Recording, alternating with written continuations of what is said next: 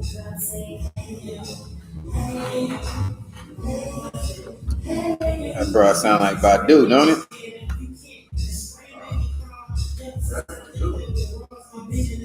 That shit sounds so good. It sounds like, you know.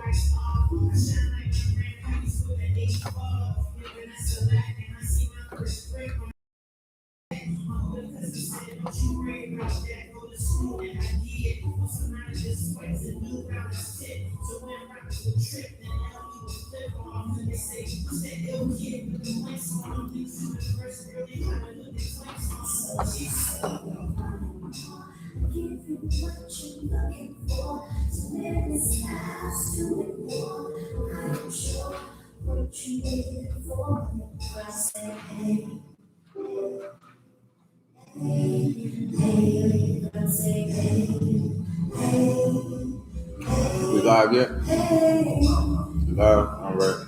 Shalom, Israel. Y'all go ahead and get your questions together with us for a second and everything. Tighten up, and we'll get started with class in a hot second.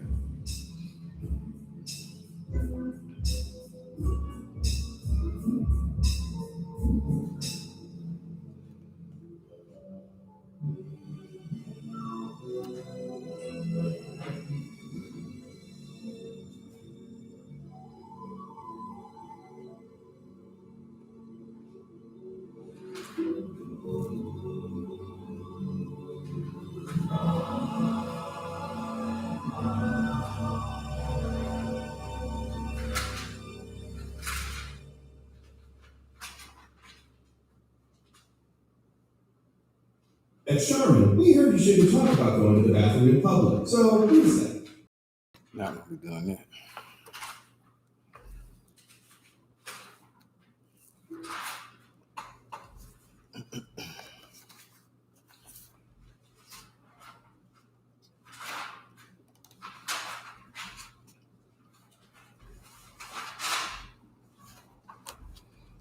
Rakim, all right? Rakim, all right? Shiraz,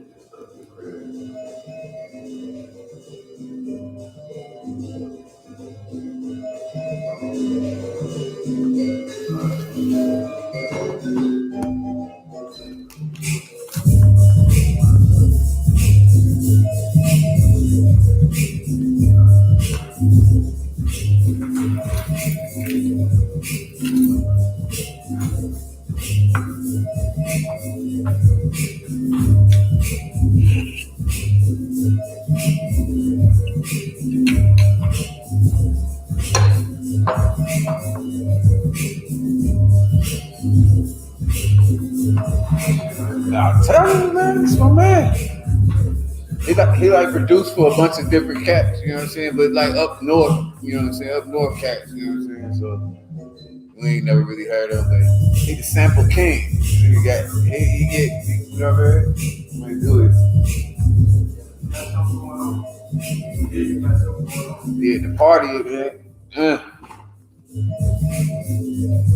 Playing this right here. This is you know, after a few cocktails, this right here hit. Yeah, before you know the whole two step. Ones and twos, man.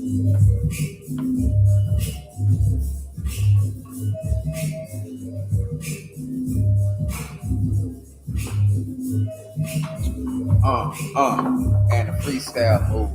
I ain't gonna do that, but I got the tools to make the shit hot, make it rock. Put it back on top where we belong.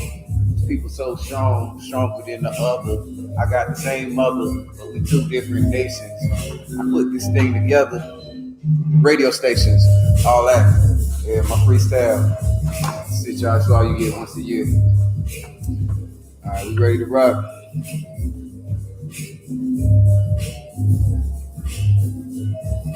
Y'all put them questions up, man. Type them questions in. We're gonna take y'all off party mode. You know what I mean? Shalom, shalom. We are the I.S.U.P.K. Started out of 1 West 125th Street, Harlem, New York. I'm the Commander General Yohanna. I'm Captain 10,000 GEN.YAHANNA. Holding it down for Florida. We're gonna get into some scripture breakdowns today. So if you got questions, we got a class. If you ain't got no questions, you know what I'm saying, you should be teaching it. So leave it like that. Type your questions in. Don't got to worry about how you ask your question. Ask whatever question you got, whatever discrepancies you got with the Most High and the truth and what I.S.U.P.K teaches. We about all that, man. We want all the smoke, so y'all can go ahead and bring your questions on to the forefront, and I'll do my best to answer them. All right. Side note, getting ready for Passover. This is Passover week. You know what I'm saying, make sure if you've got any problems, any jam ups, you know what I'm saying, if you here in Florida, I should know ASAP. You know what I'm saying, every year it's always going to be something. You know what I'm saying, you trying to, you know, serve the Most High, do everything you're supposed to do, and a million things is going to come up. You know what I'm saying, but you just got to fight. You know what I'm saying, to make sure that you get there to the Passover one way or another. You know what I'm saying, forget the, you know, extra stuff, the dresses and garments and all that, man. As long as you make it there, man, that's what's important. So we'll be in Houston Wednesday. We'll be leaving. Won't be any classes done on our YouTube. You can catch everything on ISUPK.com. Keep an eye out for our posts, our pictures, everything else from the Passover. If you're not able to make it this year, you know what I'm saying, Lord allow you start making your arrangements for next year. All right, so I'll start taking any questions online up. Any questions in the room?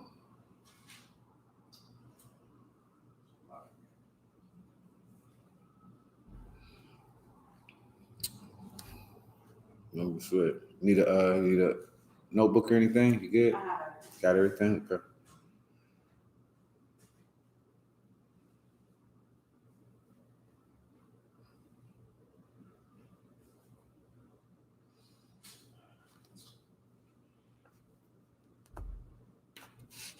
What they saying about old George Floyd's murderer, man?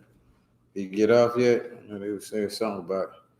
I guess they was closing arguments today or something. Oh, it's closing argument. Okay. That's a horrible thing, man. What happened to that brother, man? And I'm sitting back waiting. I'm waiting for the fallout because, I mean, I don't know. I don't know what the least he can get, but I mean, if there's anything besides the top, you know, Negroes is gonna have to fit. You know what I mean, so I'm kind of sitting back, trying to keep my ear to the streets a little bit to hear what's happening with that. You know what I mean? So unfortunate, our people don't know. You know what I'm saying, and unsure of how to make this thing change for us, man, how to get justice or whatever. You know what I'm saying? They're gonna hit these streets, man. They're gonna be burning everything. Hopefully they don't, but you know, if history has taught us anything, they probably gonna be hitting these streets, man. And you know what I mean, like I said, that's why I can't believe people come in here and not have questions, man. Our people are destroyed. They don't know what the hell to be doing. You know what I'm saying? But meanwhile, everybody understands everything. They got all the answers. So I mean, it's a sad thing. So yeah, I'm gonna keep my eye on that.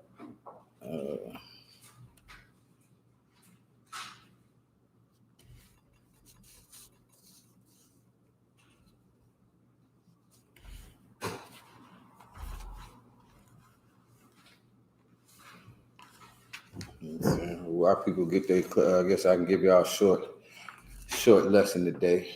One of my favorite topics. It will be that short, so you know what I'm saying. Did not come prepared for a class. Y'all supposed to be coming prepared to get these questions answered. So I will go into just on the, you know, on the strength of what's going on with the brother. You know what I'm saying? This loving your enemies. You understand? Like that's what everyone teaches. You know, we love our enemies. You know, kill them with kindness. You know, love everybody. And it's been death unto us, man. And this is not, you know what I'm saying? It's not godlike. It's not godlike to love everyone or to love everything that everyone does or anything like that. The Most High, the creator of this earth, is completely the opposite of that. You know what I mean? So I definitely, we can get a couple scriptures on that, you know what I'm saying, to kind of jog everybody, get a brother a chance to get this door.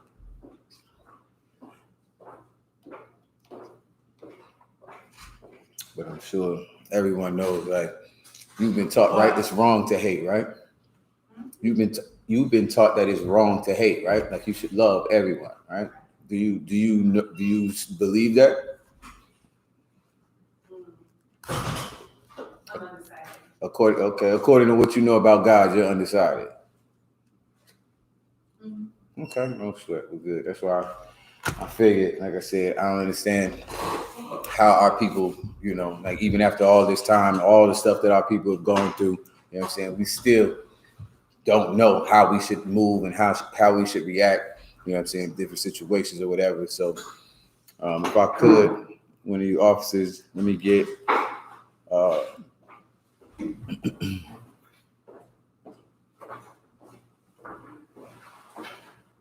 Psalms chapter 5. Because of course, like I said, every Christian believes that, you know, love is the key, love is the answer to everything.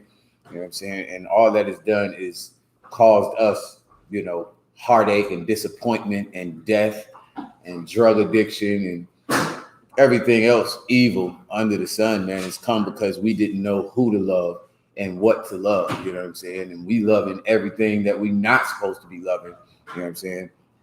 If you serve the God that created heaven and earth, you know what I'm saying? If you serve the God who is the God of the Hebrews, you understand? This is what one thing you need to understand. So we'll go ahead and read that. Psalms chapter 5, verse 5. Book of Psalms chapter 5, verse 5.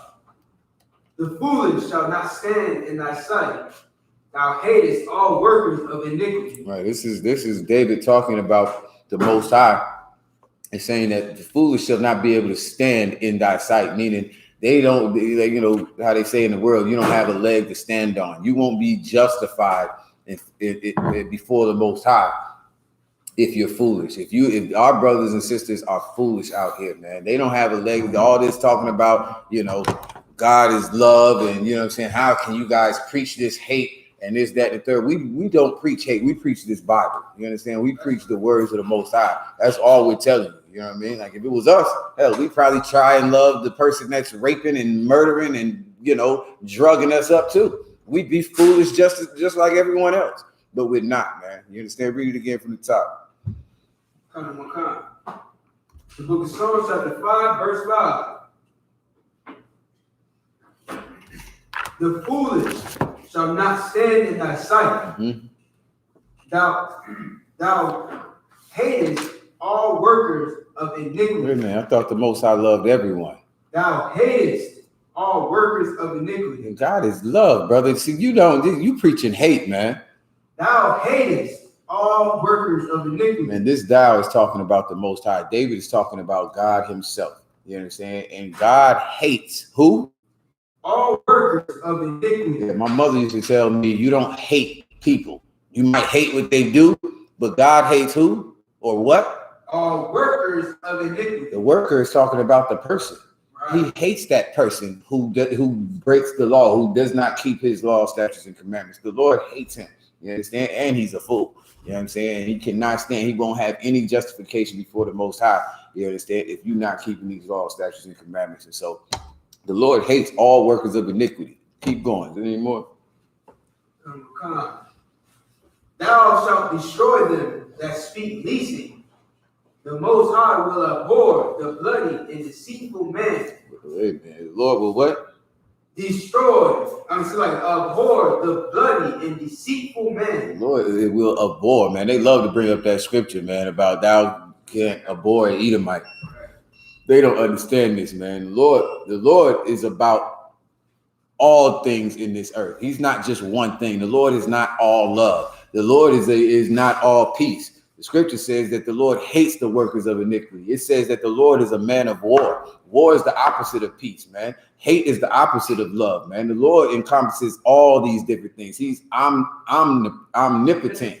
You understand? Like he's all power. You understand? So at the end of the day, whatever God you serving that loves every damn thing and everybody is a false God. He is garbage. You understand? Like it is not the God of this Bible.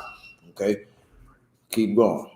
If I could, sir, just add on to what you're saying, like it says the bloody and deceitful man, like you know what I mean? Like this is the Most High abhorring a man, Right? Not a sin.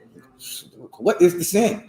Right. You understand? Like the sin didn't do nothing. The sin can't do nothing. You do the sin. The sin ain't doing nothing. It doesn't make sense, man. My mama is ignorant. You understand? I mean, I try to help her. Come to the school if you want to, but she's ignorant. How the world I'm gonna hate, the deed or what they're doing, but not the person that's doing it. You know what I'm saying? Yes, I hate the fact that you're murdering me, but I love you. The hell is that? It makes no sense, man. I don't like you. You trying to kill me. You murdered, you raped my mother. You understand? Like, I hate you, brother. You know what I'm saying? That's just what it is. And just like the Most High hates all workers of iniquity, man. He abhors the bloody and deceitful man. You understand? And so, you know what I mean? Like, this is something, this should be a comfort to Black, Hispanic, and Native Indian people, man. Like, it should be like, a weight off your shoulder. Like, man, because I swear I hate them. I couldn't say it. Mama wouldn't let me say that. You know what I'm saying? Like white Jesus would not let me say that. Jesus loves everybody.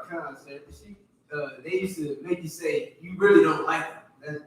Don't say you hate them. You just don't like them. You know what I mean? I don't. Forget that. I hate you. You know what I'm saying? Listen, give that to me in Ecclesiastes real quick. I believe it's Ecclesiastes 1 and 3 or 3 and 1. Might be 9 and 3. I don't know. Y'all know what it's at. Everything has a time. Okay. Ecclesiastes chapter 3. I'll start that one. To everything there is a season and a time to every purpose under the heaven. Right. There's a time for everything, man.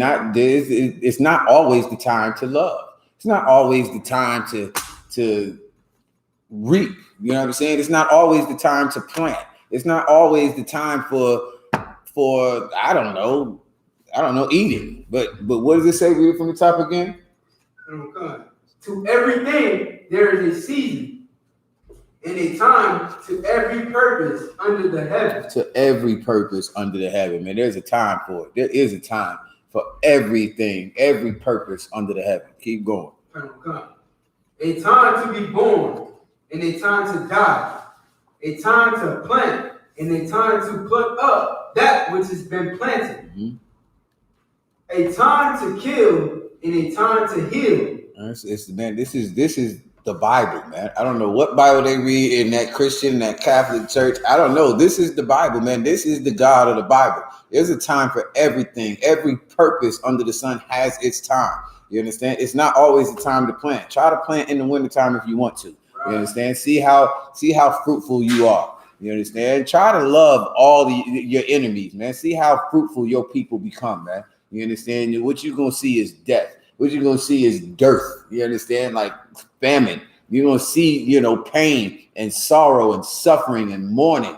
You understand? Because you don't know who to love. You don't know when to love. You don't know who to hate and who not to hate. Well, the Lord is telling you, man. You know what I'm saying? He hates all workers of iniquity. The Lord loves the people that love him, that keep his laws. That's what it is. You know what I'm saying? Keep going. Come. A time to break down and a time to build up. Mm-hmm. A time to weep and a time to laugh. Nah, you keep going. Come. Niggas ain't got no questions. They can learn something. Though. Who we jumping for? Please. Let them learn something. A time to mourn and a time to dance. A time to cast away stones and a time to gather stones together. It's not a time to dance all the time, sisters. Right. You know what I'm saying? Please stop dancing all over the goddamn place. You Negroes too. Y'all get on my nerves, man. Always soon as something come on, soon as the white man want to see some action, y'all get to dancing. You know what I'm saying? It's a time for that. It is not a time to dance. Matter of fact, give me that one in Psalms 137, maybe 137. How can I sing songs of Zion? Give me that. You know what I'm saying? Keep going. Also, they required was the song. That's what it is. Yeah. Yeah. All right, so verse 5. Read it from that verse you just read before that, about Rashad.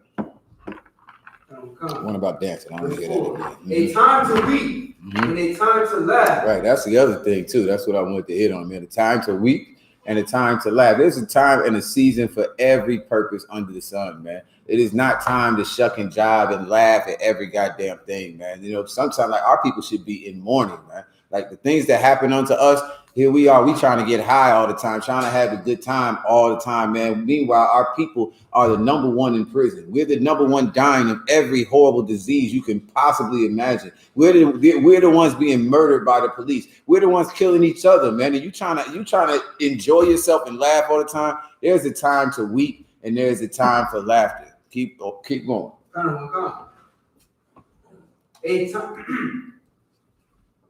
A time to weep and a time for laughter. That's like a time to laugh, a time to mourn and a time to dance. Mm-hmm. Verse 5. A time to cast away stones and a time to gather stones together. Right. A time to embrace and a time to refrain from embracing. A time to get and a time to lose. A time to keep and a time to cast away. A time to rend and a time to sow. A time to keep silence and a time to speak. A time to love and a time to hate. I understand. Like there's a time for everything, man. You know what I'm saying? All the way down onto love and hate, man. It's time to reap. It's time to pick up stones and time to get rid of them. Time to collect. Time to throw away. You know what I'm saying? There is also a time to love and a time to hate according to the God of this Bible. So whatever you Christians is reading, God is not all love. God says that there's a time to hate. You understand? There is a time for you to mourn. There's a time for you to be happy and to be dancing and all of that. Brother, the Passover is coming up real soon, man. You can get all the dancing you want in just because the Lord said to do it. But after that's over, I go back to war. I go back to mourning for my people. You understand? Like I go back to all of those things, man, that it's the time for. We are in the season right now of building up. You know what I'm saying? Like we're supposed to be gathering these stones together, man. We're supposed to be gathering the 12 lost tribes of Israel, man, out of the, the dirt and the mud that they're in. You understand? And so, there is a time for music and dance and, you know what I'm saying, enjoying yourselves and hugging and embracing and all of that, man. Then it comes a time for war. It comes a time for you to be sad. It's a time for you to cry. You know what I'm saying? Like, man, we should be crying for these families, man. You know what I'm saying? I heard this brother, man. Isupk, right, brother?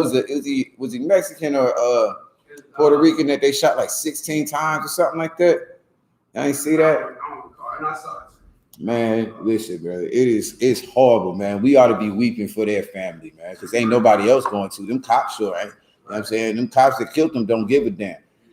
You know what I'm saying? And these fake Israelite groups don't give a damn. You know what I'm saying? Like, they don't even recognize the brother as a brother.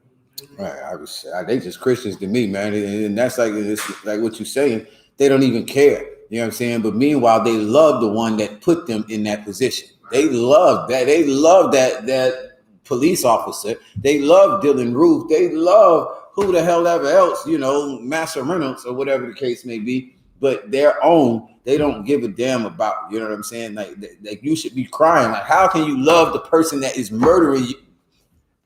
Anybody? How about anybody? Since y'all don't want to call them your people, how can you love the person that's murdering? You just love everybody the same. This cat is killing people over here, but I love him. I also love the dead one, but he's not here for me to love him, so I'm gonna love on the one that's still alive. It's ridiculous, man. You understand? There's a time for love and there's a time for hate. Okay, keep going. A time for war, a time of war, and a time of peace. All right, you know what I'm saying? That's exactly where we are right now, man. Like, it is not time for peace, man. It is a time for war, man. It's a spiritual war that we got going on, you know what I'm saying? Up under, you know what I'm saying, the Most High, up under Christ. Like, it's a spiritual war, man. We war with our spirit, right? Like, I'm not going to be shucking and jiving and laughing and dancing in your face. I'm at war with you, fool. You know what I'm saying? I hate you. You know what I'm saying? Like, I don't know, boy. I'm not doing nothing to the oppressor or to these other nations and nothing, but I'm spiritually at war with you. I don't like nothing you do. I don't want to be a part of your Labor Day or your Christmas or your Kwanzaa or your goddamn, I don't know, whatever you can, Cinco de Mayo. I don't care about none of that. No, I don't want to. I'm staying away from all of it because it's hurting my people. You know what I'm saying? My people are suffering because of it. You know what I'm saying? My people don't know who they are. You know what I mean? So listen, I've got to be the one that shows in my spirit that I hate these other nations, man. Or more importantly, because who gives a damn what I love and what I hate, but that the Most High hates these other nations, man. Hates these workers of iniquity, these bloody men. You understand? The Lord hates, what's that, Chauvin? Is that his name? How you say his name? Hates Chauvin. He hates whoever else, Donald Trump. Go down the list, man. And if you're not careful and you don't change your life, man, you're going to fall right in line with Chauvin and all of them too while you loving every goddamn body. You understand? You better learn to love what the Lord loves and hate what the Lord hates. All right? So you can drop that. Did we finish up? Oh, I asked for Psalms. I got it, sir. Psalms 137, verse 1. By the rivers of Babylon, there we sat down. Yea, we wept when we remembered Zion. Right, like this Babylon, of course, was one of the early captivities of the Israelites. Right, we were in captivity under the Babylonians. It was a big melting pot, just like America is, man, just like Egypt was before it. Right, and so this is a prophecy, man. This is David. David is in rulership. David is not in poverty, you know, in slavery, but he's prophesying. He's talking for us. You know what I'm saying? Like this is what's going on, man. This is the new Babylon. This is, you know, Sodom and Egypt. This is the same thing all over again, man. Well, this is what's happening to us in this melting pot. Read it again from the top. Come. By the rivers of Babylon, there we sat down. Mm-hmm. Yeah, we wept when we remember Zion. Right, like I told you, man, like now is a time of weeping, man. When you remember that you are the 12 lost tribes of the nation of Israel, when you remember that you had a heritage and a land and a people and an army and a God that you have no clue about anymore, you should be crying, man. You shouldn't be happy about nothing.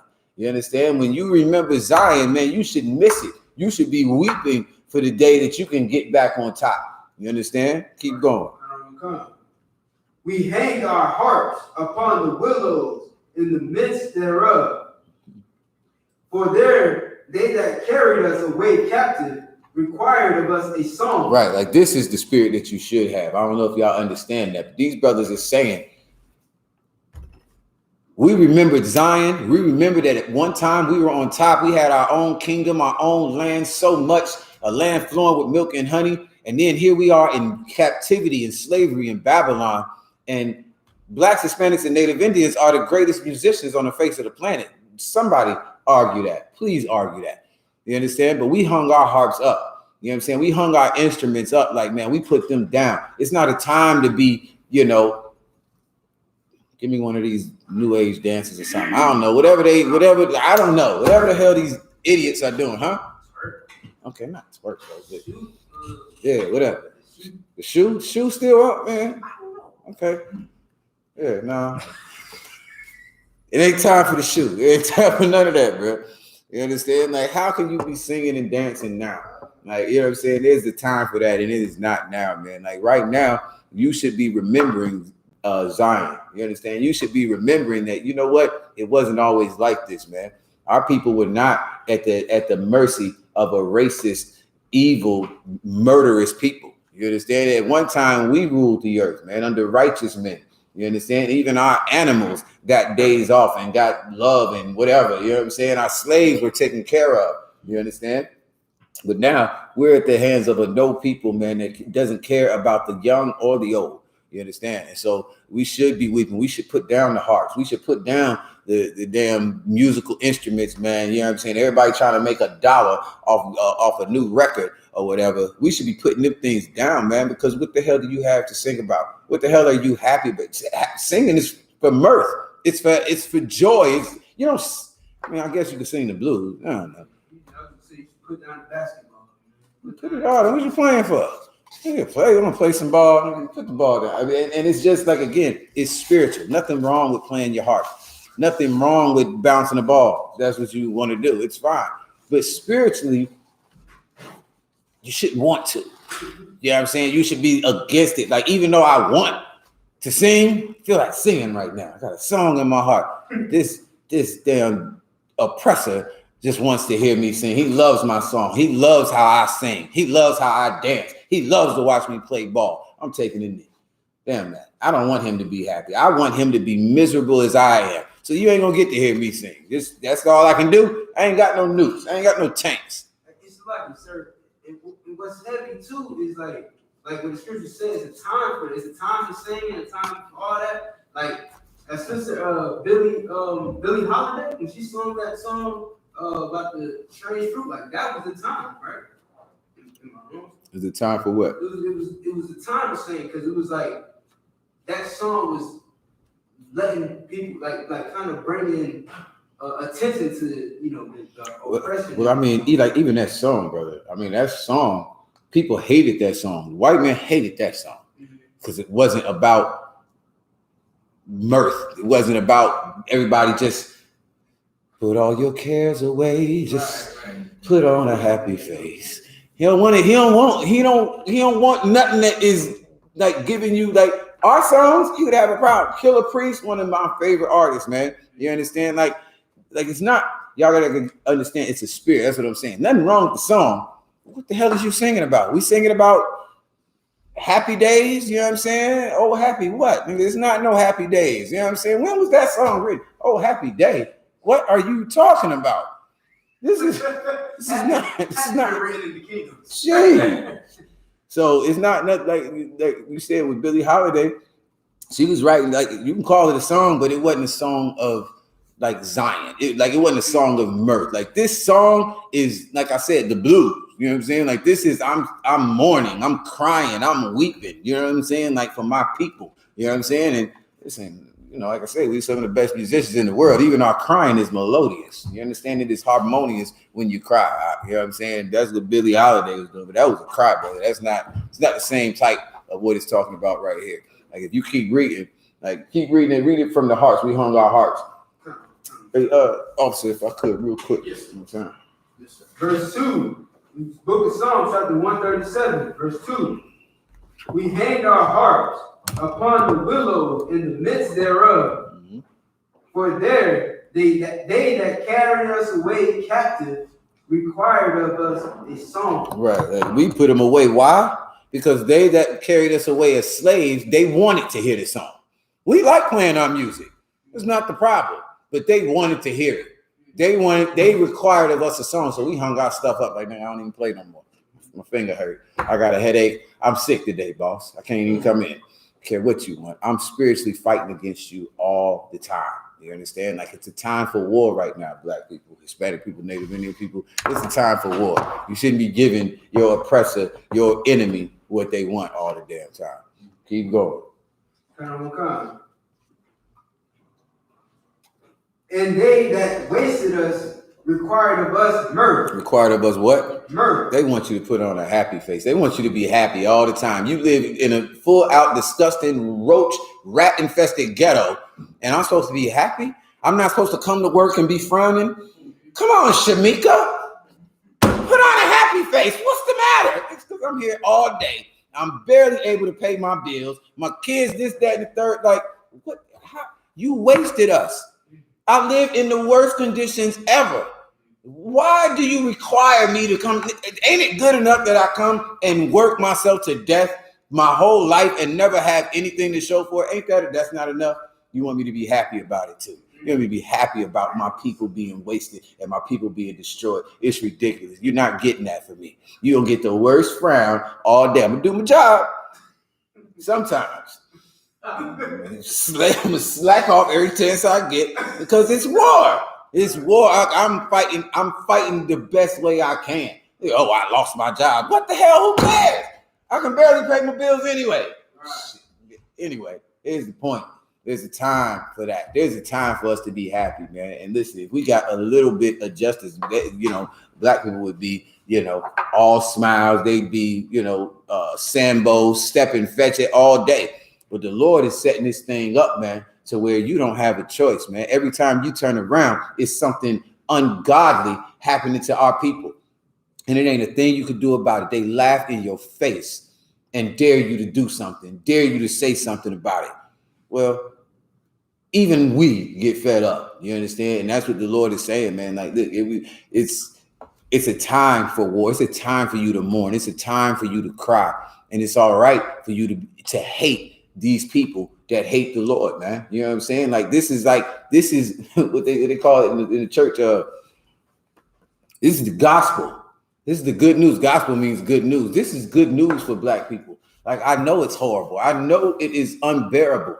But guess what? You can at least hate your oppressor. You don't have to smile in his face and dance every time he requires it. You ain't got to sing a song every time you just to get a. Why don't you take a knee? Why don't you rock your beard and your fro? Why don't you? You know what I'm saying? Stop twerking on poles and you know what I'm saying? Why not just suffer like you're supposed to suffer? I guess you know what I'm saying. But let them suffer too. You know what I'm saying? Let them not just always get everything they want all the damn time. Like, there's got to be some type of fight about us, man, and because it's that time. You know what I mean? Yeah, concerts like that. I be going to the slavery and whatnot. I got a boss where, man, I do like you said, I do my job. I'm excellent at what I'm doing. You know what I'm saying?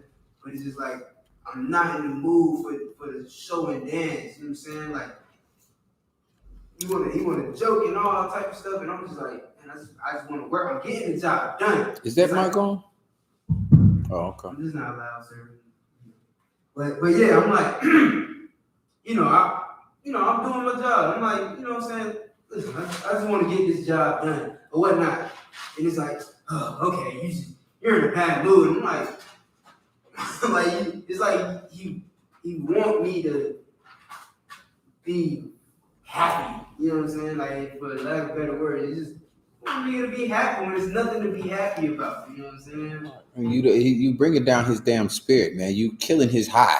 That's what you're doing. Where is Can I make a comment? Sure. Okay, on the subject, about, how the Esau wants to be happy all the time. I have a neighbor that, I don't speak to the neighbor. I mind my business. I don't speak to anybody. I mind my business, but he gets so irritated because I won't say anything to him. It's like he wants me to speak to him, like he demands that attention from me, and if I don't give him that attention, then he just gets so bothered by it.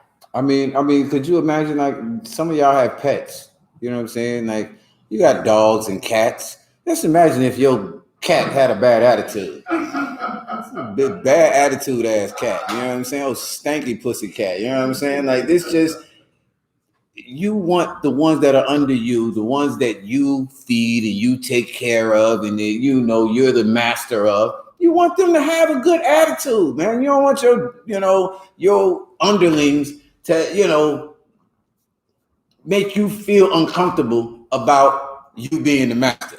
You know what I'm saying? Like, be happy about doing this, man. You're bringing me down. You coming to work with this bad attitude out. You not smiling, Shaniqua. You know what I'm saying? Like, look, what's the matter with you? God. That's it. That's what this is. That's what David never had to go through none of this. He said, man, we put down our hearts because they require, just because they required a song. Not that I don't want to sing, not that it's unlawful to sing. You know what I'm saying? I sing when I get home. I don't sing around them.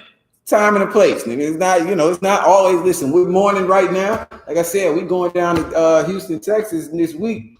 I'm mourning all this week. When I get there, it's party time. You know what I'm saying? Like, I'm going to be singing and dancing. I don't know about the singing part, but you know what I'm saying? I might as well be, you know what I'm saying? Like, it's going to be a good time. It's a time for that. You know what I'm saying? It's a time for me to celebrate, to enjoy the company of my brothers and my sisters and my, aunties and them. But, bro, when I come something different. Like, like, they, I'm saying, I see you, I'm like, oh, God.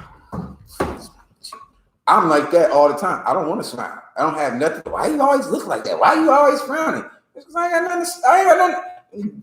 Give me what you got. I bet I'd be happy and chipper and excited all day. Them crackers make me mad. But always just all the time. What is so? Oh, never mind. You on top. I understand. It makes sense. You know what I'm saying? Well, you should understand why I'm in the condition I'm in. My season is a bad season. I'm in the winter right now. You know what I'm saying? You in damn spring and summer. You know what I'm saying? So it's a time and a place in the season for everything, including love and hate. And the Most High hates. There's nothing wrong with you hating your oppressor. There's nothing wrong with you hating the workers of iniquity, the bloody men who are murdering and oppressing our people, man. There's nothing wrong with it. You know what I'm saying? We will prove it even further. All right. Is there any more? Where am I at? All right, keep going. And they that waste us required of us murder, saying, sing us one of the songs of Zion. Mm-hmm. How shall we sing the Most High's song in a strange land? Right, like, man, why don't you sing on one of them good nigga tunes, man? Like, why don't you get one of them old Negro spirituals? You understand? Like, they want to hear our songs. You know what I'm saying? Let me get a jazz classic. Let me hear some, some good hip hop. Let me hear, man. Do white people even listen to country or rock anymore? Like, who's the biggest rock star? Name them. Who's the biggest country star? You don't know. We used to know when I was a kid. It was like Willie Nelson, Dolly Parton, Sting, Metallica. Name me a rock group. Yeah, why name a rock group, baby girl? You. Okay. I rest my case. Because they listen to your music. Right. They want your songs. They don't want their songs. They don't want no daggone country, no rock and roll, no pop. I mean, maybe pop, because they do, ever since Justin Timberlake. Is that his name, Justin Timberlake? They try and sing black too. They try to take that over like they took over rock. Because we used to have rock. You understand? Black people were the first ones to do country and rock. And then these oppressors come in and they take it, they take over to get a white person to sing it, and you see how long that lasts. You understand? Michael Jackson doing pop, now they're going to try and, put a little nigga flair on it so that people will buy it. And nobody wants to hear that mess. They want to hear a song of Zion. If I may, sir, the little homosexual brother, you know what I'm saying, he made a country song and topped the charts for weeks. You know what I'm saying? Good. That kicked in just in time. Boy, I was about to. What? All right. I'm gonna turn it down a little bit more, about for sure. Yes, sir. Jeez.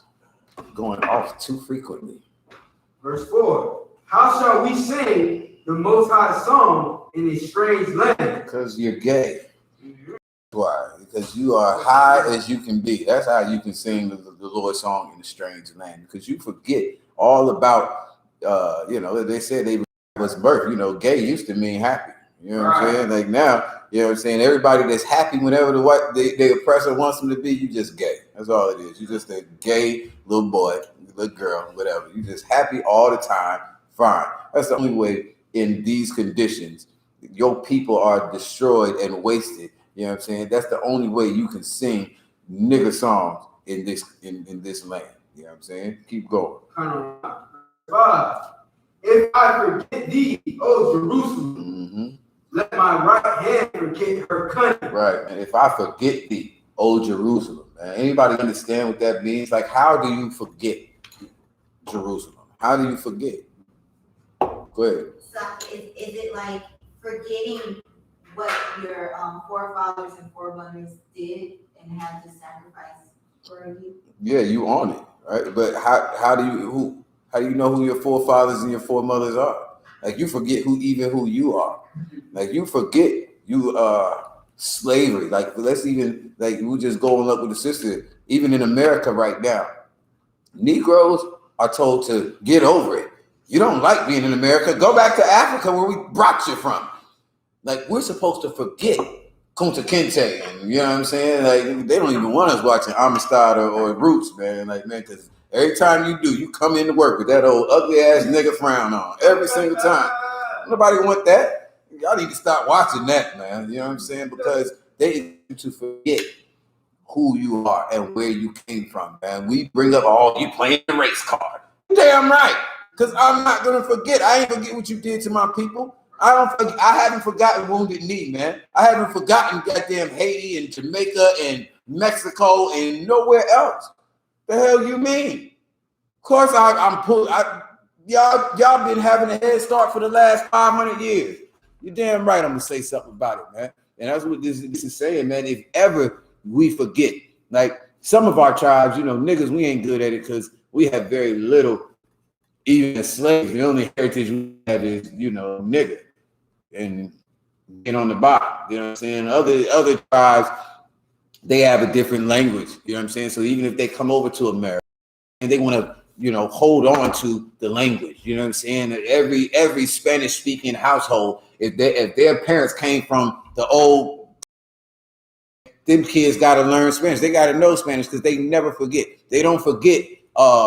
You know what I'm saying? The Hispanic holidays. You know what I'm saying? They don't forget the traditions, and you know what I'm saying? Sis telling me about like authentic. Like, it has to come from back. You can't forget that. She told me it was horrible that they put lettuce on. That's bad. That's not authentic. Don't put lettuce on it. You gotta remember where you come from. And anybody who does that, you're not. And that's what David is saying, right? Like, if I ever forget where I come from, then made my right hand forget. I don't want to know how to do nothing then. My right hand, knowing it's cunning, most people are right-handed. Could you imagine one day waking up and your right hand being crippled, handicapped? Like, now I can't shoot a ball anymore. I can't. Look, my brother over here, he mad as hell. He want to cut some sheep heads at the slaughter. He can't do nothing. He mad as hell. I said, man, you can try it with your left. Yeah, but it'll be hard. You know what I'm saying? Because his right hand is its cunning. It's that thing that allows me to do everything that's wonderful to me. You know what I'm saying? Be able to write. You know what I'm saying? Be able to, you know, bathe yourself, whatever. You know what I'm saying? Tie your shoe. Like, make my right hand forget its cunning. It's just saying that if I forget who I am, if I forget where I come from, I hope I can't do nothing. I should just be crippled. I should just lay the hell down and die. Might as well. Keep going.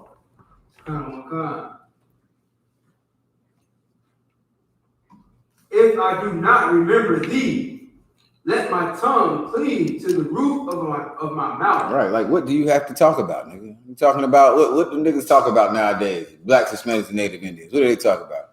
First thing, sports. I don't know. Anything. Racial injustice. Racially, no, they don't talk about that. What niggas talk about? Yeah, they do. They do, yeah. But they don't, yeah. Okay, racial injustice. I get to you. Put them up. Okay. What are you saying? If you forget that you're Israel, what good is racial injustice? You just as soon talk about being a faggot and that they should have rights, like, you know what I'm saying? They're losing their civil rights like blacks lost their civil rights. They put the whole thing in together because you don't understand who you are. You don't know where you came from. You don't know why it's so important, man. Damn faggot rights. Forget Blue Lives Matter. Forget everything else, man. I matter. You understand who I am and where I come from? That matters, man. And as long as I'm loving everybody, I'm going to forget it.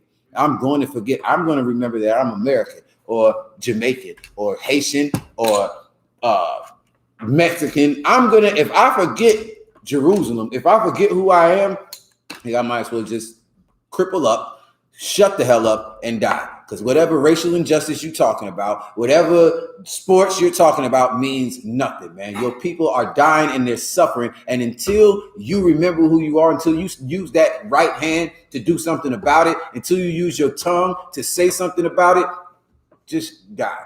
You know what I mean? Hope not die, but might as well. Hope y'all don't die. Hope y'all change your lives. But otherwise, what David said, keep going. Come. Remember, O power, the children of Edom in the day of Jerusalem. Right, like this is way back for us. Like remember the children of Edom in the day of Jerusalem. Keep going. Come. Who said, raise it, even to the foundation thereof. Right, like the white man adopted this philosophy, never forget, just 9/11, the so-called Jewish man, the Amalekites, the white people that, are from Germany and where the hell ever else, but adopted a religion that they call Judaism. They never forget Hitler. They will never, you can't say nothing about an oven around no damn German. Like, it's like, they'll never forget because you was never in an oven. But they remember what happened to their forefathers and their foremothers, and they will never forget. You know what I'm saying? And that's the point. Like we're the only people expected to come to work to slavery and smile and sing and shuck and jive about it. Everybody else, they would never do that. Nobody else is going to forget. I guarantee you one of them damn fake Jews wouldn't even work for a German. He'd just as soon die. He'd rather die than to work up under them. Because he ain't never gonna forget what his people did to his people. He's never gonna forget. Didn't happen to him, but he's never gonna forget it. But this is what David is saying. If my people ever become that damn stupid, if they ever become that brainwashed, man, I hope they hands shrivel up and just fall the hell off. I hope they can't talk no more, man. Y'all Negroes wonder why the things is happening to us, man. Why it happens to our children. You understand? Because you forgot who you were, man. Because you want to love every goddamn body, man. You don't hate what the Lord hates. You don't love what the Lord loves, man. And because of it, our people are destroyed, man. Our people are messed up mentally, emotionally, physically.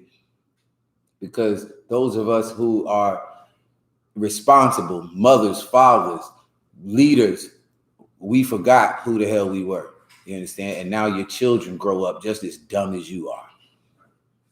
Keep going. Come. O daughter of Babylon, who ought to be destroyed. Oh, what? O daughter of Babylon. Right. This takes us back to the first part, right? Babylon was first. America comes second. This is a prophecy. O daughter of Babylon. America is like the offspring of Babylon. They're doing the same exact thing, same practices, same religions, same concepts and ideas. They require a song too. They require mirth too. They got this whole melting pot thing going together, and they oppress the people it's the daughter of Babylon. Keep going. Come.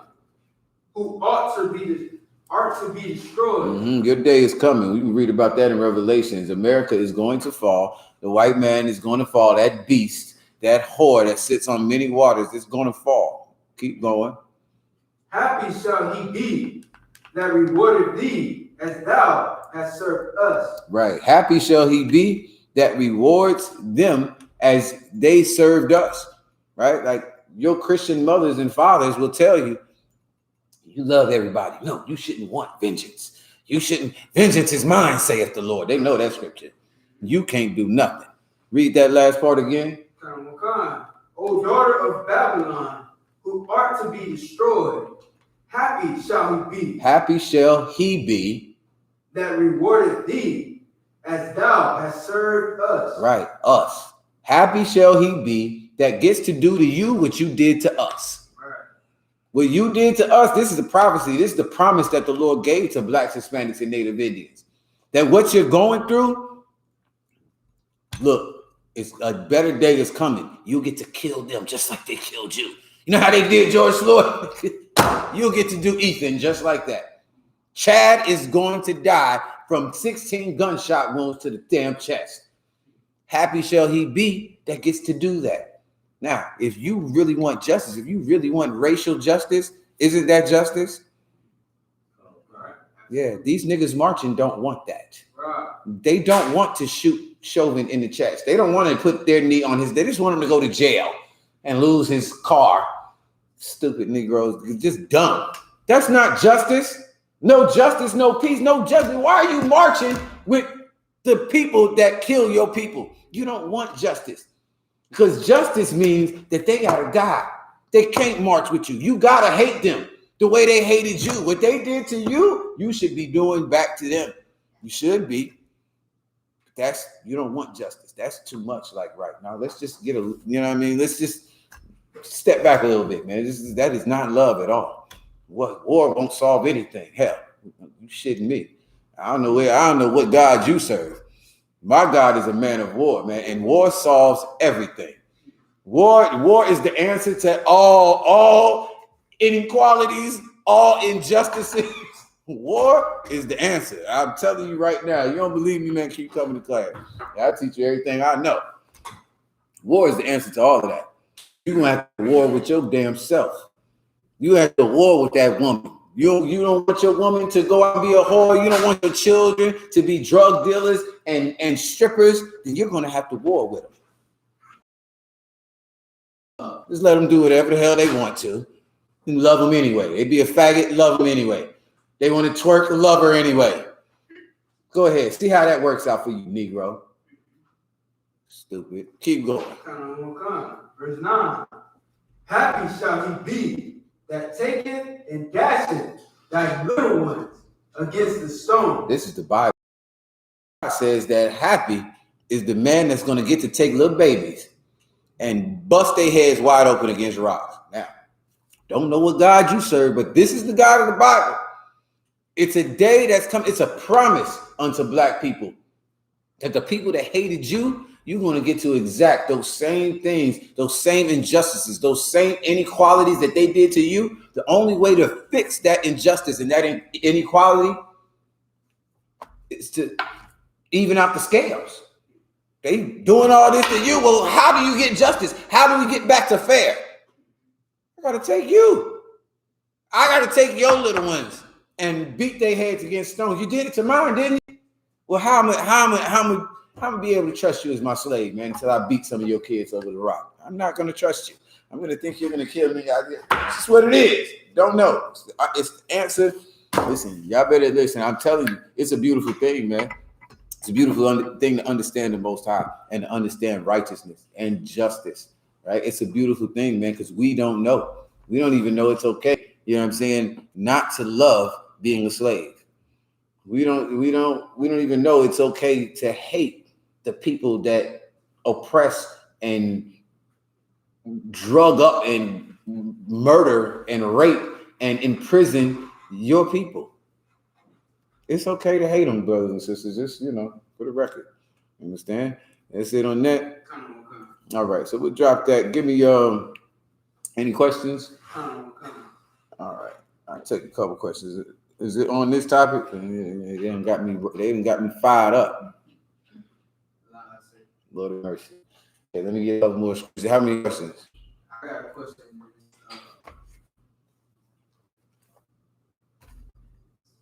At least 2. All right, your question on this topic?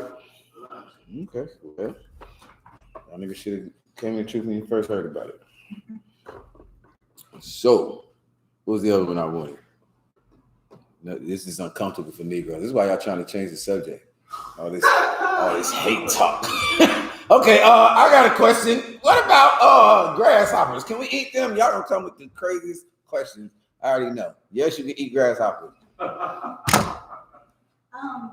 part, that one scripture, I don't remember where it is, but I don't even know if the children were Israelites or Edomites, but there was a scripture where the children were making fun of the priest, and then the 2 she-bears came out of the woods and just destroyed them. Mm-hmm. Is that a question or is that on this topic? Or is it a comment on this topic? Comment. Oh, well, okay, I missed it, but yes, the she-bear. What was you commented on? How the God that we serve is not just some Oh. fairy tales and butterflies. Yeah, I lost track about after I talked about the grasshoppers. You're absolutely right. Yeah, yeah, he is not about all love. The Lord will kill your little babies. You talk about a man of the Lord. You understand? He was sending bears out the woods. I think it said they tore him up into like a whole bunch of pieces, and the man of the Lord asked for it. You want to get that real quick? Because I do like that. It is very interesting. I believe it's Ezekiel, or Isaiah, one of them. I believe it's like chapter. You talking about? You said Thou bald head. That's all you have to look at. It's in 2 Kings. Oh, okay. 2 Kings. Chapter 2, verse 23. Mm-hmm.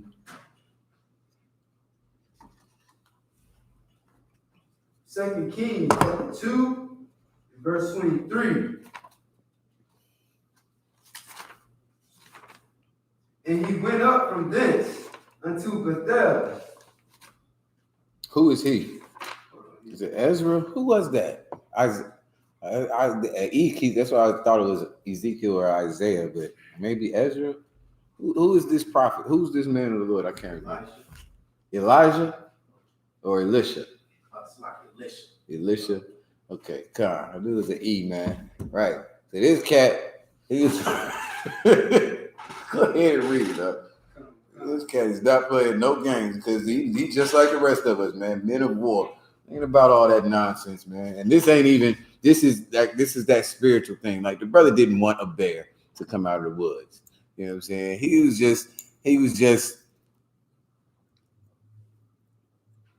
put off by their spirit. Like, you know how old people back in the day, you know what I'm saying? I remember who was that? The brother was telling me the other day, his parents, you know what I'm saying? If you come into their house and you don't speak to them, it's so serious to them. Well, this is kind of how it was for this brother. Like, how you going to respect your elders? They don't care if they don't know you or not back in the day. I know when I was coming up, they don't care if they know you or not. They ain't got to know nothing about you. You see they older than you, don't you? You better have some type of respect for them. And that's kind of like what this is, just for the record for y'all. But this is how the Lord decided to handle it. Like, Elisha did not ask for that. Just go ahead and read it up. Kind. 2 Kings chapter 2, verse 22. So the waters were healed unto this day, according to the saying of Elisha, which he spake. Elisha, which he spake. And he went up from thence unto Bethel. And as he was going up by the way, there came forth little children out of the city, and mocked him, and said unto him, Go up, thou bald head. Go up, thou bald head. And he turned back and looked on them, and cursed them in the name of the Most High. This how real this cat was, man. Like everything that he asked, the Lord was with him because he served the Most High, because he kept the law, statutes, and commandments, man. He loved what the Most High loved and hated what the Lord hated. You know what I'm saying? And so everything he said, damn near, just like Yahushua, it was the same way. Yahushua want to walk on water? Go ahead, nigga. Water turn to wine? No problem. Oh, this nigga dead? Stinking and everything. Get on up, Lazarus. You know what I'm saying? Like, because he rolled with the Most High like that. Well, this cat Elisha is the same way. He rolled with the Most High like that to where he cursed them. Meaning, he is like, these goddamn kids. God damn you kids. That's another way. That's a better way to say it. You know what I'm saying? Like, which is exactly that. Like, the Lord do something to you. Like the Lord deal with you. You know what I'm saying? Like that's what to damn somebody is. You know what I'm saying? I'm not saying he said that, but we say it all the time. Goddamn kids. Same thing. It's the same thing. That's all he said. He's just the OG. But when he say it, it happens. You know what I'm saying? That nigga say, goddamn kids, get on my damn nerve. But some y'all shot. No, it wasn't no y'all shot, but You know what I'm saying? That's what happened, man. And then what happened? And there came forth 2 she-bears out of the wood, and took 40 and 2 children of them. Like in other words, he basically said, man, the Lord deal with you. You know what I'm saying? You ever had like a situation you dealing with, you know, a brother, you know what I'm saying, a brother that's under you, or you know, your wife or something, and the brother, you know, is disrespectful, the sister is disrespectful. No sweat, brother. You go ahead and do what you're gonna do, man. Lord, you know what I'm saying? Lord's gonna deal with you on that. You know what I'm saying? This is what happened. He didn't ask for no she-bears to come out. The Lord dealt with it. That's how he wanted to deal with it. The Lord killed the little babies. The Lord don't love everybody. The Lord loves those that love him, that keep his laws, statutes, and commandments, like Elisha and them little badass kids. So, workers of iniquity. Just get it. They get all of that, man. So that's what happened. You know what I'm saying? That was a good point. You know what I mean? Like, the Lord ain't no fairy tale gumdrop eating, you know what I'm saying, rainbows and unicorns. The God we serve is a man of war, and he's about the business. You understand? Like, damn, this shit walked about that thing. Right. You understand? Next, what was the one I had? Did I call for one? Oh, I didn't call you. I didn't give you all the best one. Okay, I'll take a question. What time we got? 8:09, sir. Oh, shoot. Let me get, man. I don't want to leave this love and hate. Yeah, I'm gonna stay on the love and hate for a second, because y'all should have had questions in the beginning. And going forward on Monday, man, y'all, man, all week, man, collect your questions. You know what I'm saying? Give me some stuff that I gotta go ask General Muhammad about, man. Yeah, I need y'all to come with all the smoke you can find. You know what I'm saying? Like, that's what Monday is for, man. Anything you've had a problem with, if you don't have questions, it just means you're not studying. You really don't care, you know what I'm saying, to know what everything you need to know. For brothers is who I'm really talking to mostly. Y'all sisters, you know what I'm saying, listen, you get you a husband if you don't have one already, and you just listen to him all day, and you ain't gotta worry about it. You ain't gotta know nothing. You brothers, you in all black, you want a crown, you want to raise up the Lord's people, you want to be responsible for children and wives and all of this, and you need to learn something, man. And no, none of y'all know, you know what I mean? Like, it's just what it is. None of us knew nothing coming in here. You know what I'm saying? Otherwise, I wouldn't have to teach this class. I could sit down somewhere and y'all can teach this class. You understand? So bring your questions every week, you know what I'm saying, without fail. You know what I'm saying? Get the questions from your children, from your wives, from the people that work. Bring all the questions, get all the ammunition on it, you know what I'm saying, and we'll address it here. You know what I mean? I do my best to answer all the ones I can. The ones I can't, I'll go to a man above me, because I don't know everything either. I ask him. You know what I'm saying? That's how it go. All right. So I'll get to y'all questions in 1 second. I just had to hit this hate. You know what I'm saying? I feel like it's a, you know what I'm saying, like a spiritual thing. Y'all trying to get off this hate. But give me Ecclesiastes. No. First of all, stay in Psalms. Give me Psalms 26. And Officer in the Shop, give me, once you find it, I want you to get me Ecclesiasticus 12 and 6. Okay. So both of these, you know what I'm saying, I'm trying to get, you know what I'm saying, all of this that the Lord hates people. You know what I'm saying? The sister brought up about the she-bears and the little kids. Lord told you through David that, you know, happy shall he be that takes the ones that went against the men of the Lord's people, and gets to take their little babies and beat them up. You know what I'm saying? Like, that's just what it is, man. It's the God that we serve. The Lord is not all love. You know what I'm saying? There's nothing loving about beating up a little baby. Nothing loving about that. I'm going to kick a baby in the teeth when we get the kingdom. Wait. Right, you. Blah! Little ugly white baby. Little ugly Chinese baby. You know, they ugly. All babies look like aliens if you ask me when they born. My baby, I just had a baby. Look like an alien when he's born. I don't care. Look like aliens. They look like dog aliens, man. Like these other nations, our kids is cute. I understand why people say our kids is cute, because they way cuter than them other nations of babies, man. I'm gonna kick them ugly nation babies in the teeth, man. You understand? But still hasn't come yet. We ain't got there yet. You got it? Okay, you said Psalm chapter 26. Yeah. Oh, did I get your verse? Verse 3. I started verse 3. Mm-hmm. Or verse 2. Might as well start at 1. Okay. Verse 1 of Psalm chapter 26. Judge me, O power, For I have walked in mine integrity. Mm-hmm. I have trusted also in the power. Therefore, I shall not slide. Examine me, O Lord, and prove me. Try my reins and my heart. Mm-hmm. For thy loving kindness is before mine eyes. Anybody want to break that down? You want some of that? You want some of that, officer? My God. Come. Go ahead, get some. Examine me, O Most High, and prove me. You want me to read it for you? I got you. Like first of all, this is David saying, check me out,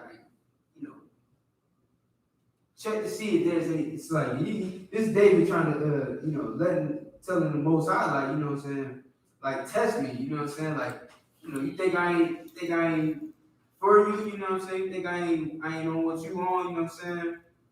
He said, prove me, try my reins in my heart, what I'm saying, like, try the things that basically, like I said, like get to know me, like, what I'm saying, You don't never want to say that. Lord knows you, man. Okay. All right. So what you mean? Like, what I'm saying, try me to see if I'm about this life, basically. Okay. I don't know another way to put it. Most High is about. He knows like what real love of the Most High is. You know what I'm saying? And David is telling the Most High, like, I'm exactly like you.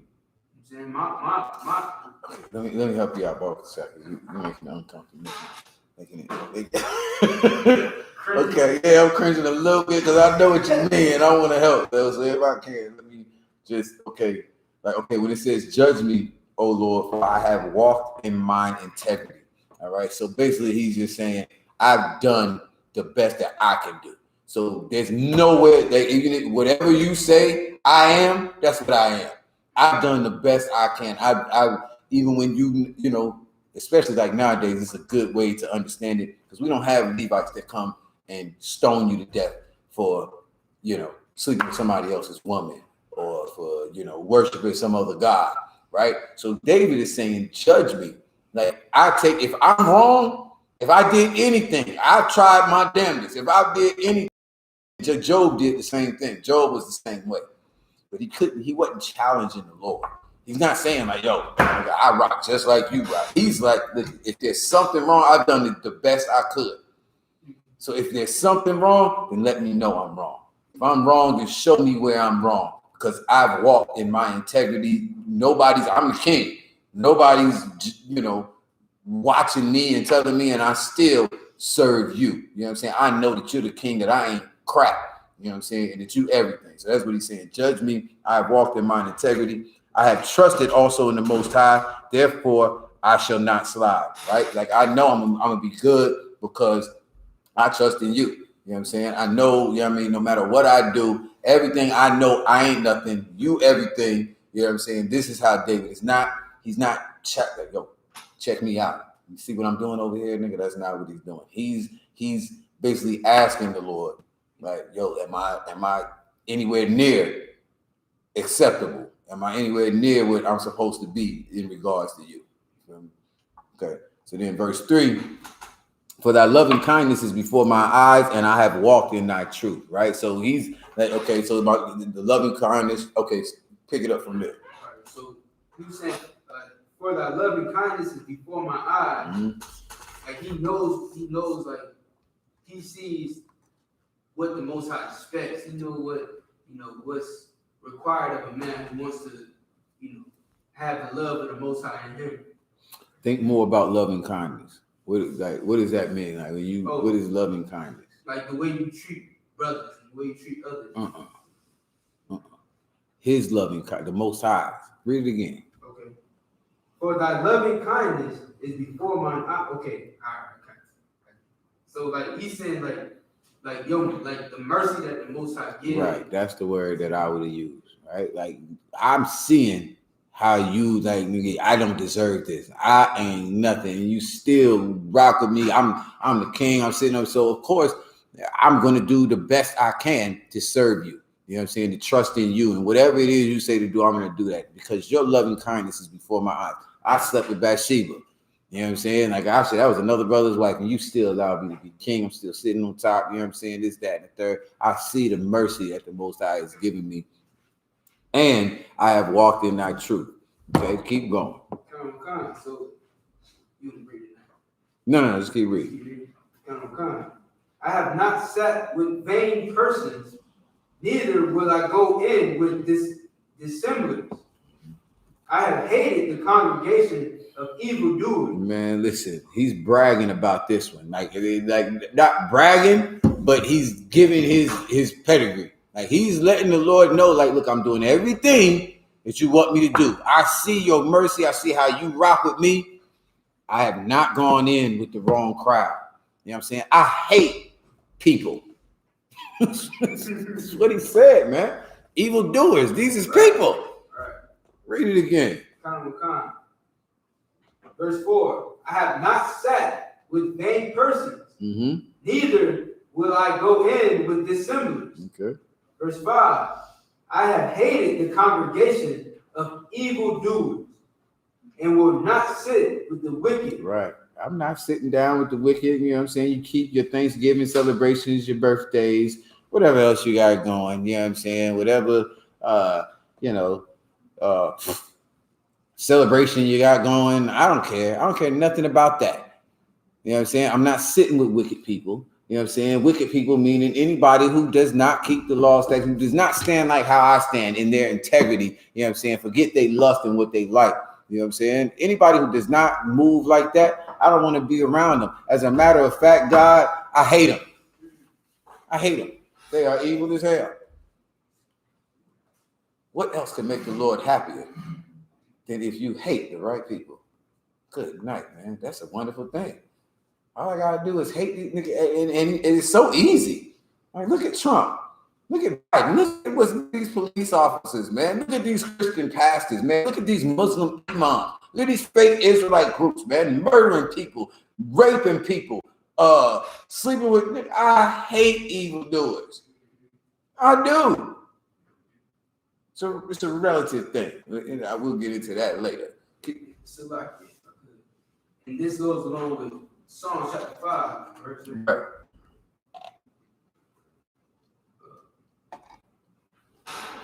Verse Same 5. exact thing. The one 5 is the Lord saying that he hates the workers of iniquity. This is David saying, I hate what you hate. Lord hates, that's why he's bragging about it. Lord, that is what else is better.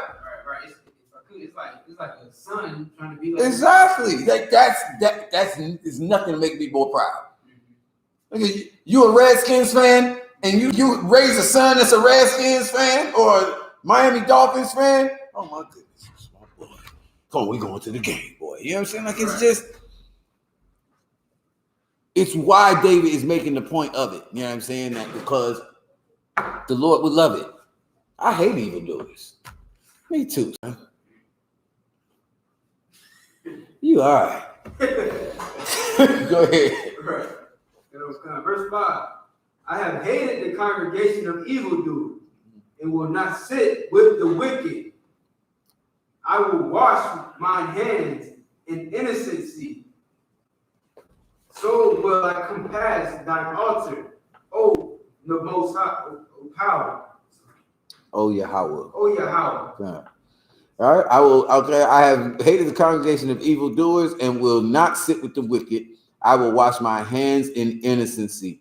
So will I compass thine altar, O Yahweh. So David's just saying, like, yo, I hate what you hate.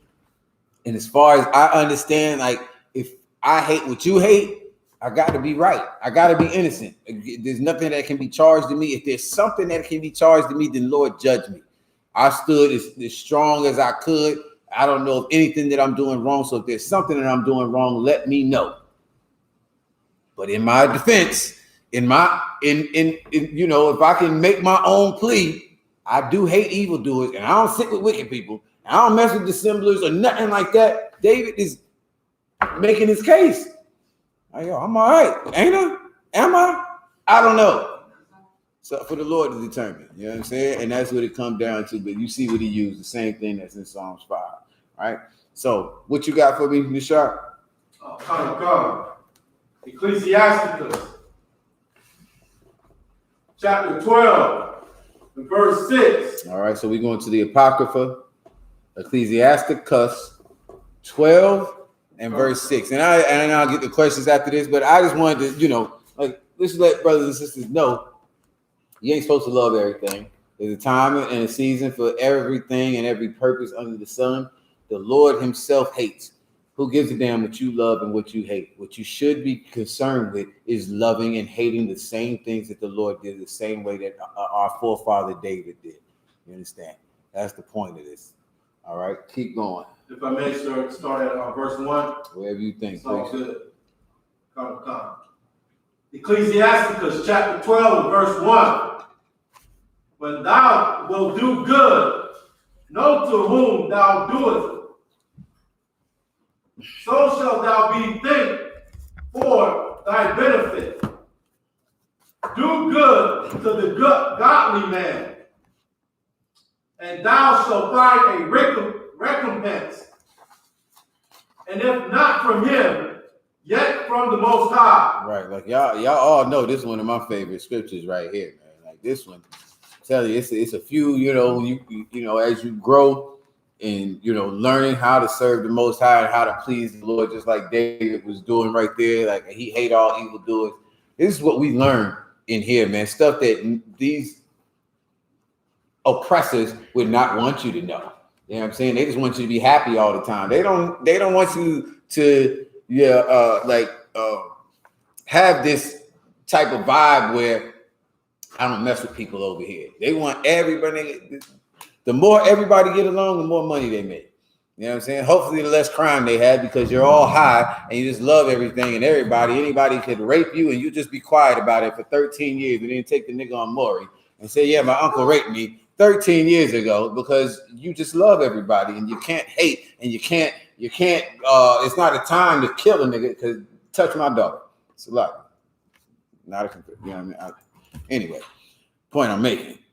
Go back to the point. When thou will do good, know to who you do your good. Right? If you want to do good to somebody, you don't do it to everybody. You don't do it to everybody on the side of the road. You don't do it to everybody that asks you. You know what I'm saying? A sister asked me last week, her family was coming to stay, tragedy had happened, and she was like, yo, I don't want them to stay here because they refused to go get a COVID test. They was just exposed to somebody that had COVID and they won't go. When I asked them, well, can you go get it? They was just like, no. Who cares? Don't let them come. You know what I'm saying? You got to let them come. Who is this you're doing this for? You know what I'm saying? Like, listen, if it was me, you know what I'm saying? We in the truth. We heard her family. You know what I'm saying? I go. You want me to go? I go, no problem. Sis, I don't want to make you uncomfortable. But blood family, they like, nah, I'd rather stay at a hotel than to do what you say do. You know what I'm saying? Well, that's how the niggas is, man. You know what I'm saying? Like, we would rather just do what we want to do than to do what the Lord says, man. And so when you run into people like that, you got to know what type of person you're dealing with, man. You know what I'm saying? They don't want to hear you. They don't want to hear the Lord. They don't want to hear their mama, nobody.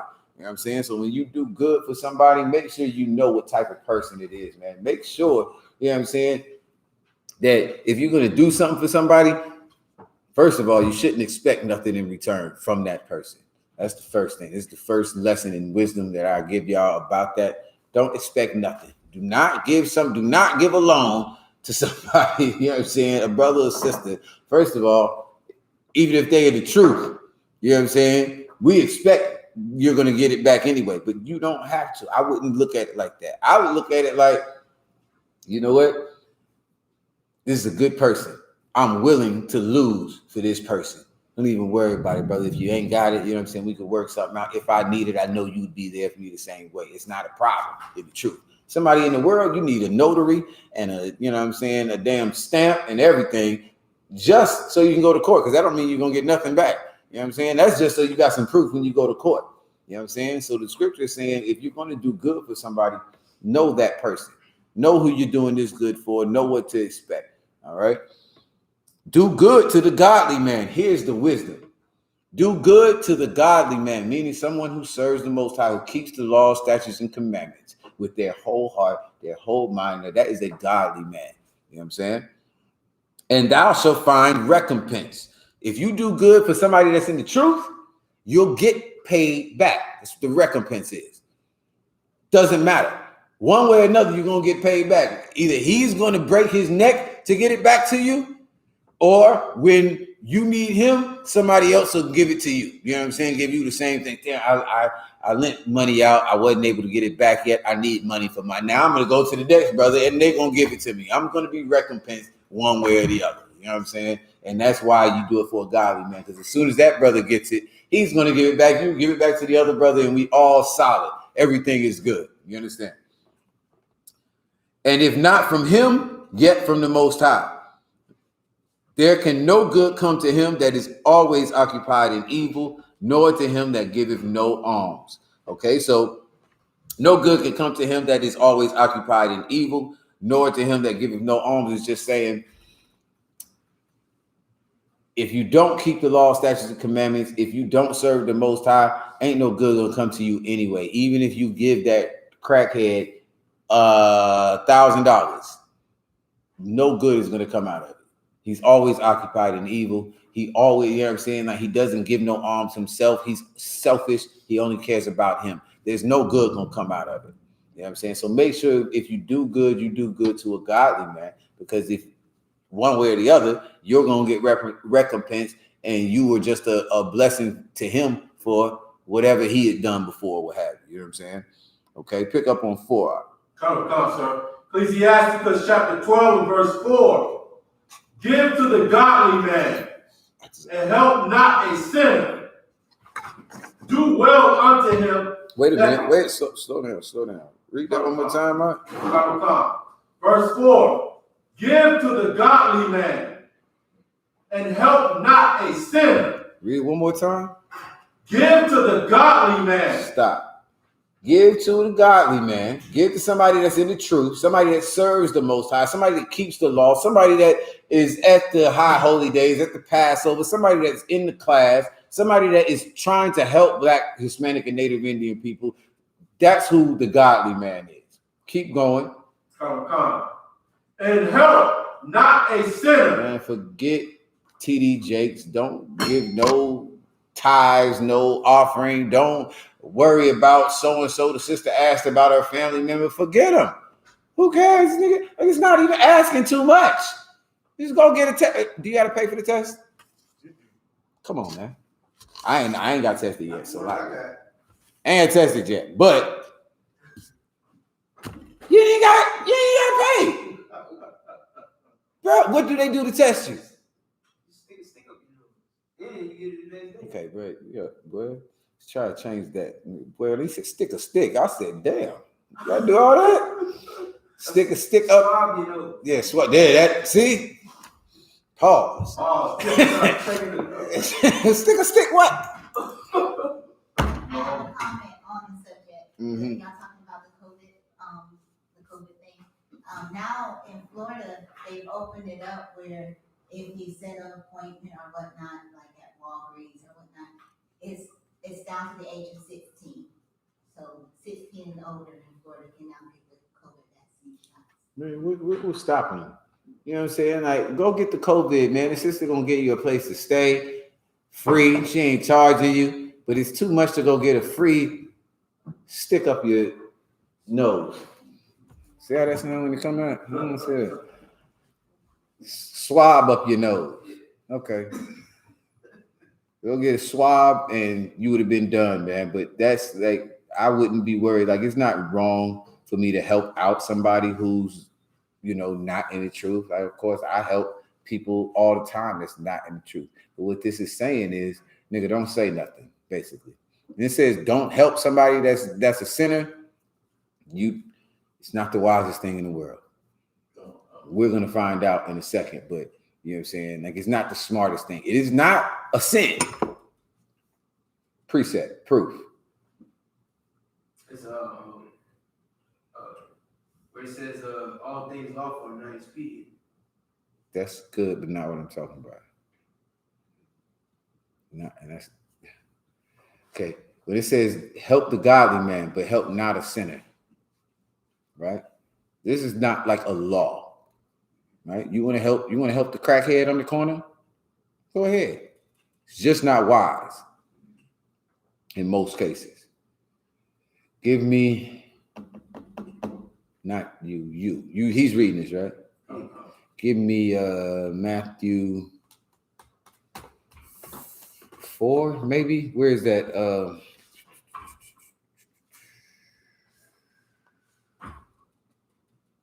Even the dogs eat from the master's table. 5. Give me that one. Hold that, because this is what Christ did. Matter of fact, you can read that first. All right. Help the godly man, but don't help the sinner. Right. So it's not unlawful, and this is why it's not. This is how you know it's not unlawful. Christ did the same thing. Christ helped somebody. Give me to the part where it's the disciples are saying, "Lord, let us send her away," because they like, man, we ain't helping this heathen. For what? You want us to get her? We'll run her the hell up out of here. It's not 4. It's 5. 5 and 20. No, it's actually 15. 15. Tell me yet. Book of Matthew, chapter 15.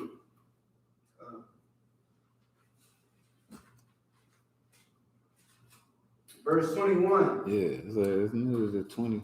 All right, yeah, let's get that. Is it go if you might have to go back to the part where they say, can we send her away? I want that part. You know what I'm talking about? Yeah, she didn't get there yet. Okay. Yeah, she didn't get there. Mm-hmm. Verse 21. Then Yahushua went thence and departed into the coast of Tyre and Sidon. And behold, a woman of Canaan came out of the same coast and cried unto him, saying, have mercy on me, O Lord, thou son of David. My daughter is grievously vexed with a devil. Right. Now, it don't get no more sinner than even a person that's not even our own people. Like the one we read in Ecclesiasticus includes our people. Like, don't help a sinner. Help a godly man, but don't help a sinner. Christ is on the road, and a woman not of our people comes to him, right? And she knows who he is. She knows the rumors she's heard. Like, this cat is doing crazy stuff out here. Go ahead, keep reading. Verse 23. But he answered her not a word. And his disciples. Wait, go back up. The woman from Canaan and what? And behold, a woman from Canaan came out of the same coast and cried unto him, saying, have mercy on me, O Lord. Mm-hmm. She's doing one of them actress cries, right? You know what I'm saying? She's just crying. Help me. Oh my God. Christ straight up ignores this bride. Straight up ignores her. Keep going. Thou son of David, my daughter is grievously vexed with a devil. But he answered her not a word. Right. She telling him all her problems, and he just ignored her. You know what I'm saying? I believe another one that, like in Mark, is like he drawing in the dirt. Y'all read that? She telling him, and they say he just drawing in the dirt. He ain't paying her no attention. Just that's nice right there. You know what I'm saying? Paying her no attention, huh? Cold. Keep going. Keep going. But he answered her not a word, and his disciples came and besought him, saying, send her away, for she cried after us. Right, man. They already know what the deal is. The disciples know what's up. They not Christians. They don't think you're supposed to love everybody and care if somebody goddamn crying, being empathetic and sympathetic to everything that goes on around. They don't care. Christ don't care himself. All you Christians, Christ don't even care. He don't love everybody. Christ is about his people. And that's it. You know what I'm saying? There's nobody else. You know what I'm saying? And disciples are the same way. The men in the I.S.U.P.K are the same way. They don't care about nobody else. but our people, just the way it is. But we care hard about our people. But everybody else, and send her all this crying. Nobody want to hear all this. That's what they just said in nigga terms today in 2021. In 2021 BC, it was a little bit different. You know what I mean? But that's what they said. It's like it, sir. And today in 2021, those crocodile crocodiles, like my language, they'll win over any nigga's heart. Oh, all day, every nigga. Except for us. Them crocodile tears. Get it? I mean, I got it from you, though. You know what I'm saying? So crocodile tears. But yeah, that works all the time on Negroes. All the time. Judites, anyway. And Benjamites. So like, Benjamites love them too. But not with Christ. Not with them disciples. You know what I'm saying? Them disciples like, man, send this hoe away, man, please. And she's all this crying, this fake crying. Please send her. Well, you want us to do it? We'll do it. Christ sitting there ignoring her. He's like, man, I don't care. Oh, they're crying about her daughter. Let the little devil die. Just let her die. Who cares? She's grievously vexed. Who cares? Ignore her. Keep going. But he answered and said, I am not sent but unto the lost sheep of the house of Israel. Cold-blooded. Mm-hmm. Then came she and worshipped him, saying, Lord, help me. Oh, now you got it. Now she catching on now. Christ ignoring her, not paying, and then when he do say something to it, I'm not for your daughter. I'm not here for her. This good God power is not for her. I'm only for niggers, Spics, and savage Native Americans. Are you one of them? Who's your father?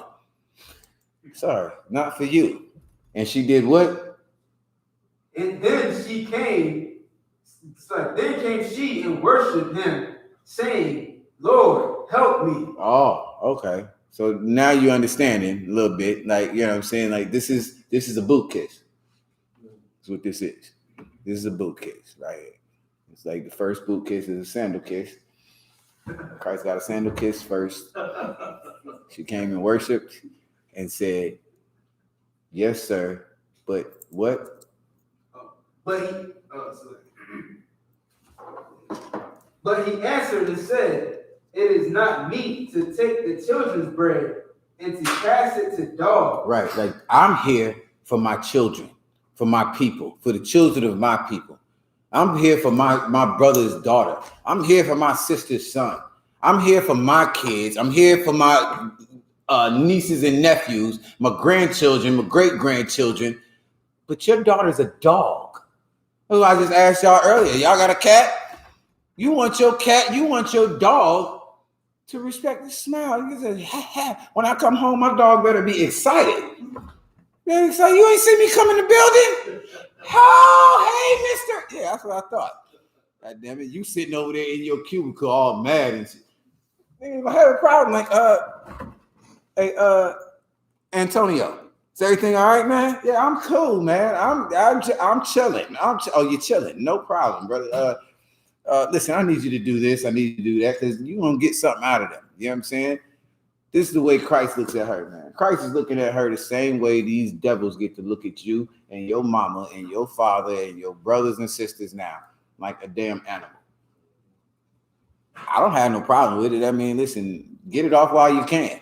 Scripture says, man, happy shall he be that gets to do the same thing to you that you did to me. I don't have a problem with it. You go and get it on off. But Christ is telling this woman straight to her face after she decided to kiss his boots that, yo, I'm not for you. I'm not for nobody but the children of Israel. It's not meant for me to give what is meant for the children unto somebody who's a dog to me. Keep going. Damn dog daughter. She got a dog daughter. What you want to do for your dog? I said that.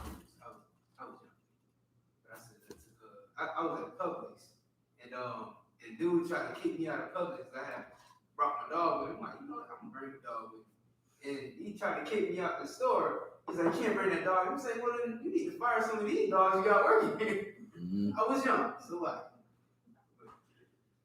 Yeah, listen, that's what I'm saying. Like, this is, good thing you came in here. You taking dogs in the store, nigga. I want to kick your butt. I did it to try this. I see. I'm saying, but yeah, man, listen, it's all right, bro. No problem. He said, good thing you came in here, but you took it way off course. We talking about this white woman who Christ is calling her daughter a dog and her. It's not meat for me to give. You want to take your dog in the store. We don't even give our dog. No, you're not coming in here. You taking your dog in there like it's a kid. That's what Christ has said. He's saying, like, this is for the kids. You can't give with the kids. Dogs don't come in the store. Dogs don't get what the kids get. You don't get to sleep in my bed. My kids can come jump in my bed anytime. My dogs get kicked in the damn teeth. Just like them little white babies, I'm gonna kick in the teeth. Little baby dogs, little baby white dogs, I'm kicking right in the teeth every chance I get today. All of this is dumb. They gonna gum everything and still pick all the cotton in the world. That's all they're gonna do. But Christ, what he's saying is heavy out in that, you know what I'm saying? Like, to her face, like, I realize that you recognize who I am, but you need to recognize that you're not as important as my people. To me, in comparison, you're an animal. Your dog is not worth me. Keep going. Verse 27. And she said, truth, Lord.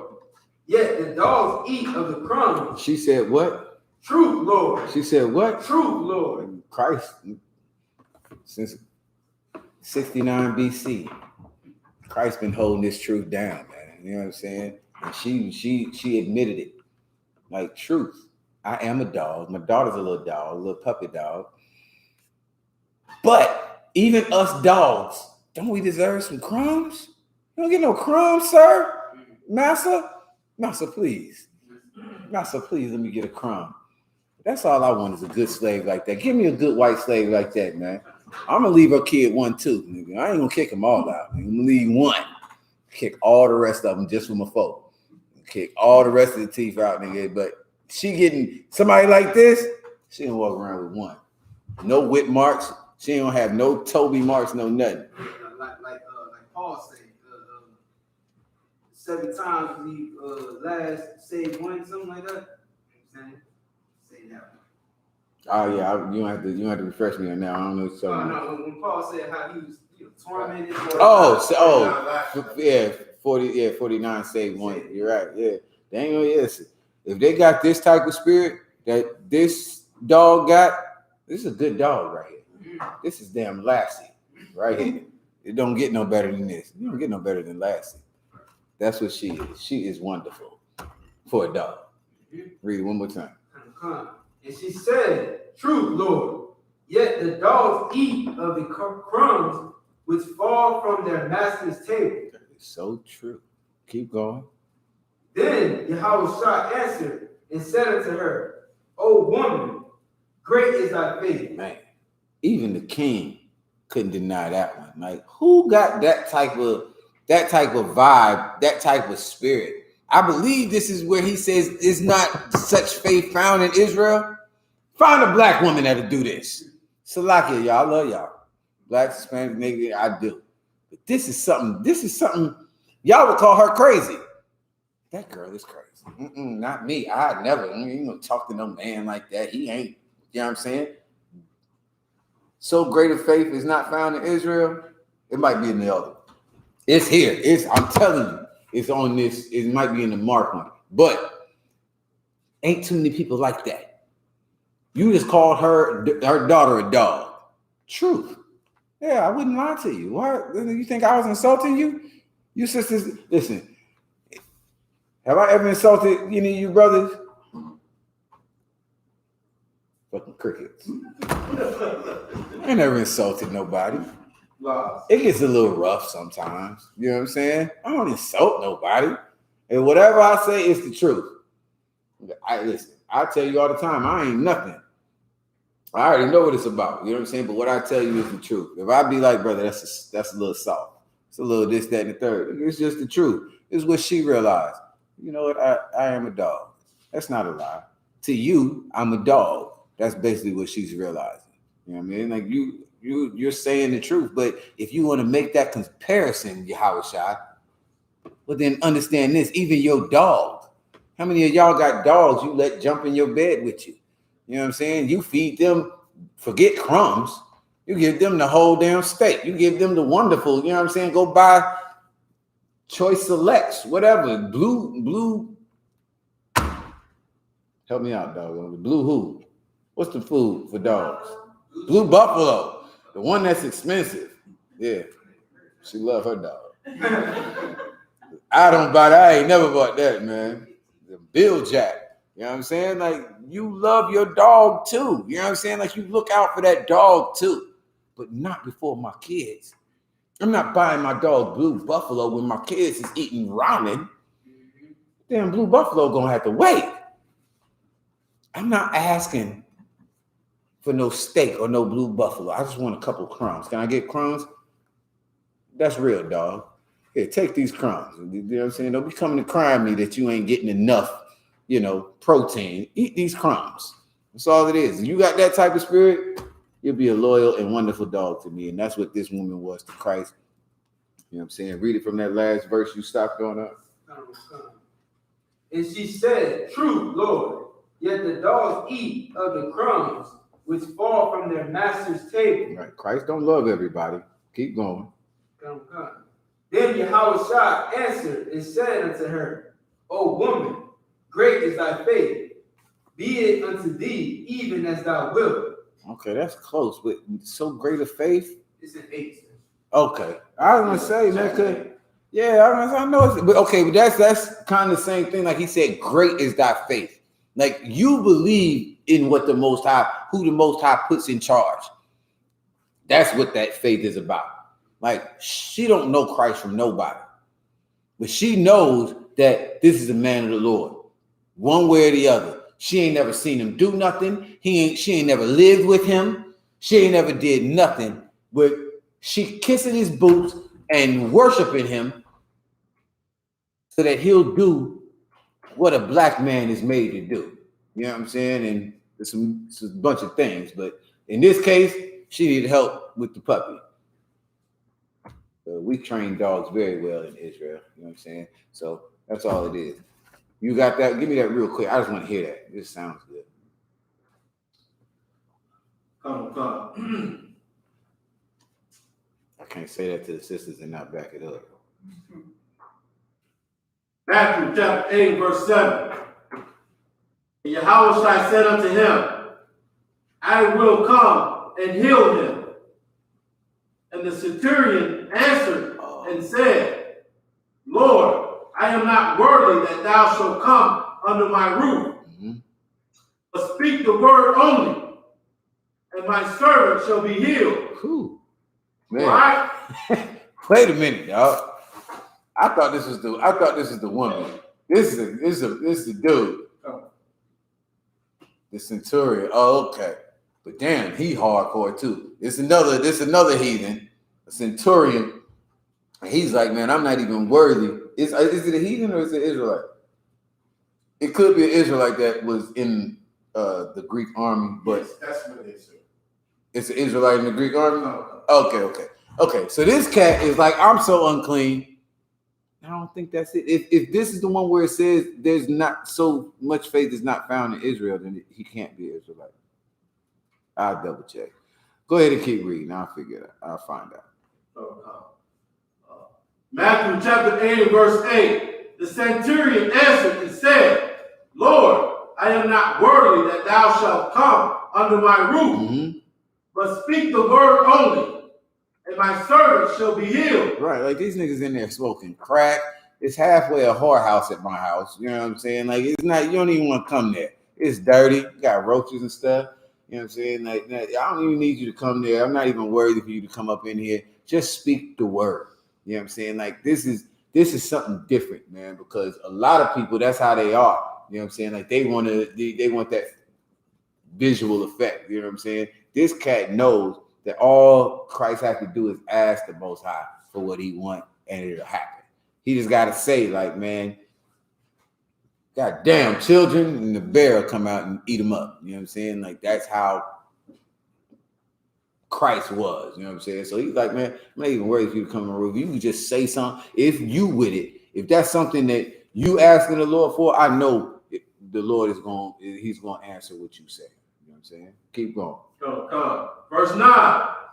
For I am a man under authority, having soldiers under me. And I say to this man, go, and he goeth, and to another, come, and he cometh. Right. So I got authority. I got rank. I know that you a man that's got rank and authority. I tell everybody else what to do. Well, you got authority over these demons, is basically what he's saying. Like, I know they can't help but listen to you, just like the men under me listen to me. Keep going. Come. And to my servant, do this, and he doeth it. When Yahushua heard it, he marveled and said to him that followed, verily, I say unto you, I have not found so great faith, no, not in Israel. And as I say unto you, that many shall come from the east and west, and shall sit down with Abraham and Isaac and Jacob in the kingdom of heaven. Mm-hmm. But the children of the kingdom shall be cast out into utter darkness. There shall be weeping and gnashing of teeth. And Yahushua said unto the centurion, go thy way, and as thou hast believed, so be it done unto thee. Okay, tell me, why do you think this is an Israelite? Or what are you getting to this is an Israelite? Because, well, I ain't gonna say because. Okay, because. That's just what I remember the breakdown. Nah, you thinking of Cornelius. That's what I thought. I was like, I don't know, because when he says that there is not such faith found in Israel, it was like not a reward, like a commendation to this cat, right? Like, this cat was a centurion. Israel ain't got this much faith. Like, this dude is like, I just know because this is how I rock over here, and I know that the Most High is real. Just like how that Canaanite woman kissed the feet of Christ, basically worshipped him. That's basically what he was saying. Like, I know, I don't need you. Ain't got to show me. You ain't got to show me no holes in your hand. You know what I'm saying? Like, I believe everything that you're saying is all you got to do is say the word. You know what I'm saying? And he said that many will come from the east and from the west. Get back to that part. Many are going to come from the east and the west and sit with Abraham and Isaac. That's us. That's blacks, Hispanics, and Native Indians. That's Israelites that are in the truth. Israelites got pets. And that's what he would be because of his faith. Just like that Canaanite woman and her daughter. Same thing. Like, you going to be sitting right there like, good boy, good girl. Sit, stay. Whereas niggas cannot accept the fact that they are the Lord's chosen people and stop eating pork, stop smoking crack. They can't do that. But this heathen is willing to give up everything, kiss the boots, all of that, just so he can get a couple crumbs. You ain't even got to come in my house. My house isn't even worthy for you. But if you just say it, I know that's what it is. You understand? So that's the whole point. Give me these questions real quick. Slightly, sir. Mm-hmm. Why we still on hate? You don't want to get hoop? Give me the questions. All right, real quick, I have a question. No. Give me the questions online. All right.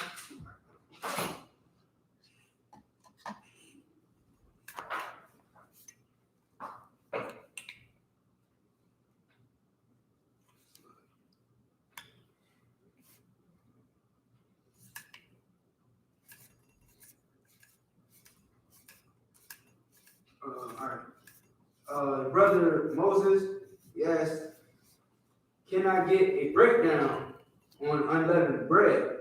How to prepare it at home? Okay, that's not a breakdown. Yeah, I mean, what you need, put it in your Google machine. Yeah, you gotta just don't put no leaven in it. Yeah, but you want to break down on unleavened bread? I'm not gonna tell you how to cook it because I mean I know how, but I ain't the best. We got some, some brothers that are tawab with it. They're really good with the unleavened bread, and some sisters who are phenomenal with it. Me personally, I cannot tell you how to cook unleavened bread except for don't put no leaven in it.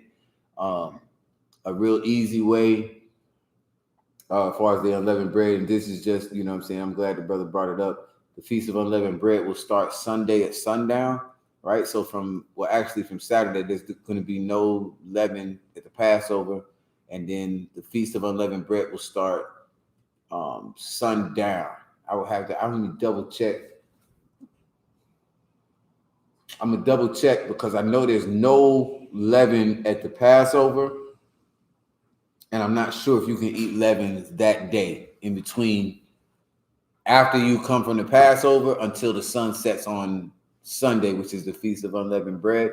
But after that, the Feast of Unleavened Bread, take all leaven out of your house, right? Now, those of you that have been in the truth for a while, you kind of prepare for this. You get rid of all the leaven. That way you're not throwing nothing away. The way I learned it when I first came in, I would just get up everything that has any leavening agents, which is what you can look up on Google. Look up leavening agents, okay? Because leaven is not just yeast. It's baking soda, bisodium carbonate. There's a whole bunch of them, right? And it's in everything you eat down there. You know what I'm saying? Anything that has any type of flour or whatever is 9 times out of 10 it's in there. Even stuff that ain't got no flour in it. So anyway, starting Sunday, you'll take all of that out of your house, right? You don't have to throw it away. Take it out of your house at least, meaning this. If you've got a garage, if you've got like a basement, which nobody in Florida has. When I first came to the truth, we had a basement. You can put it in your car, you put it in the trunk of your car, take it out of your house. You're going to take out all the leavening, try to get all the leavening out of your house. If you live with somebody else who does not serve the Most High, okay, I can help you personally. You just give me a call depending on your situation or what have you.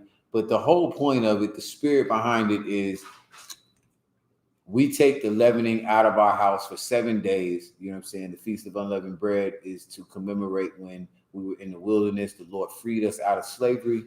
We left our captors and went into the wilderness with our brothers and sisters. And when we left, we didn't have time to put yeast or leavening in all of our bread. So for 7 days, we're eating flat cakes. All the bread that we eat, and it was flat. And it's just to make us remember, you know what I'm saying? Just like they say for, all the people that become people that become famous, you know what I'm saying? Remember where you came from. That's basically what it is. We remember where we came from. We're remembering the days where we didn't have leaven in our bread. And we'll do that for 7 days from Sunday sundown until Saturday sundown, right? So from Sunday sundown till Saturday sundown, no bread, no leaven. There's all type of different breads you can make. You can make cakes without leavening in it. You know what I'm saying? Like I said, see me if you don't have anybody else to reference. And then also too, the other part of that is that you have to eat unleavened bread every day. So every day for those 7 days, even if you don't have leavening in your house, you still have to eat unleavened bread, which means like how I do it every year, I buy one of them boxes of matzah. I just break off a piece of the cracker every day. Boom, done. I ate my unleavened bread. I kept the law. That's it. I ain't got to make it. You can make it if you want to. If you just need some bread, you trying to make a beef bologna sandwich, you need some bread, go ahead and make you up some unleavened bread. Other than that, buy some matzah. That's the easiest way for me. You know what I'm saying? That's how I do it. So you got the scripture on the unleavened bread? No, sir. Go ahead. Exodus chapter 12 and verse 7. Chapter 12 and verse 14. And this day shall be unto you for a memorial. For what? A memorial. Okay, for a memory. Go ahead. And ye shall keep it a feast to the Most High. Right. This memory will be a feast. You'll remember this and it'll be a feast every time. This is a time for mirth and dancing and singing and music. This is it. This is a feast. This is a party. Keep going. Throughout your generations. Forever. Throughout your generations. Not just you right now, but your kids and your kids' kids and your kids' kids throughout your generations. Keep going. Ye shall keep it a feast by an ordinance forever. Get there. 7 days shall you eat. 7 days shall ye eat unleavened bread.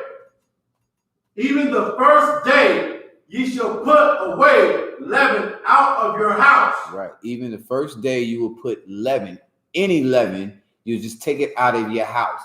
Take your yeast, take your self-rising flour, take the toothpaste that has baking soda in it. It's a ton of things. Most of cereals, cookies and crackers and everything that has leavening in it. You take it out of your house. Like I said, as long as it's out of your house, you're good. Put it in your trunk. Put it in a old car. Put it somewhere. Put it in a big bin. Take that sucker and take it to your next door neighbor house. Can I set this here? I'm serious. You got friends. You know what I'm saying? I swear, put it in the bin. Here it is. You know what I'm saying? You got it. Salaki?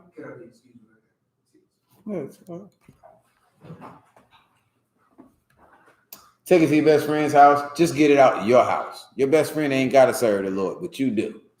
You understand? Well, your best friend does if they're Israelite, but they don't know and they don't care and they want to do what they want to do. But you, in your household, you make sure you serve the Most High.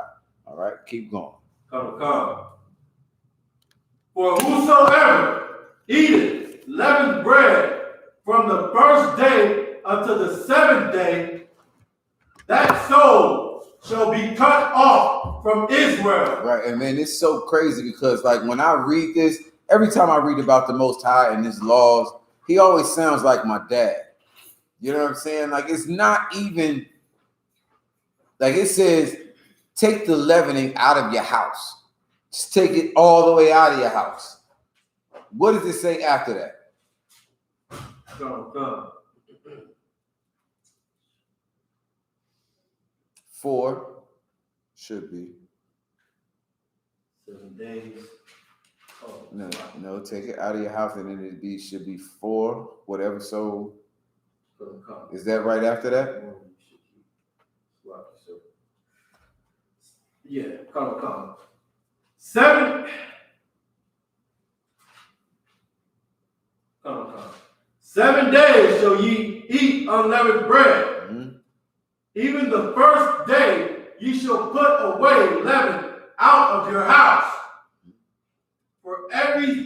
For whosoever eateth leavened bread from the first day until the 7th day, that soul shall be cut off from Israel. It's like any father. It's like a precautionary measure. He's saying for 7 days you got to eat unleavened bread. You can't eat leaven.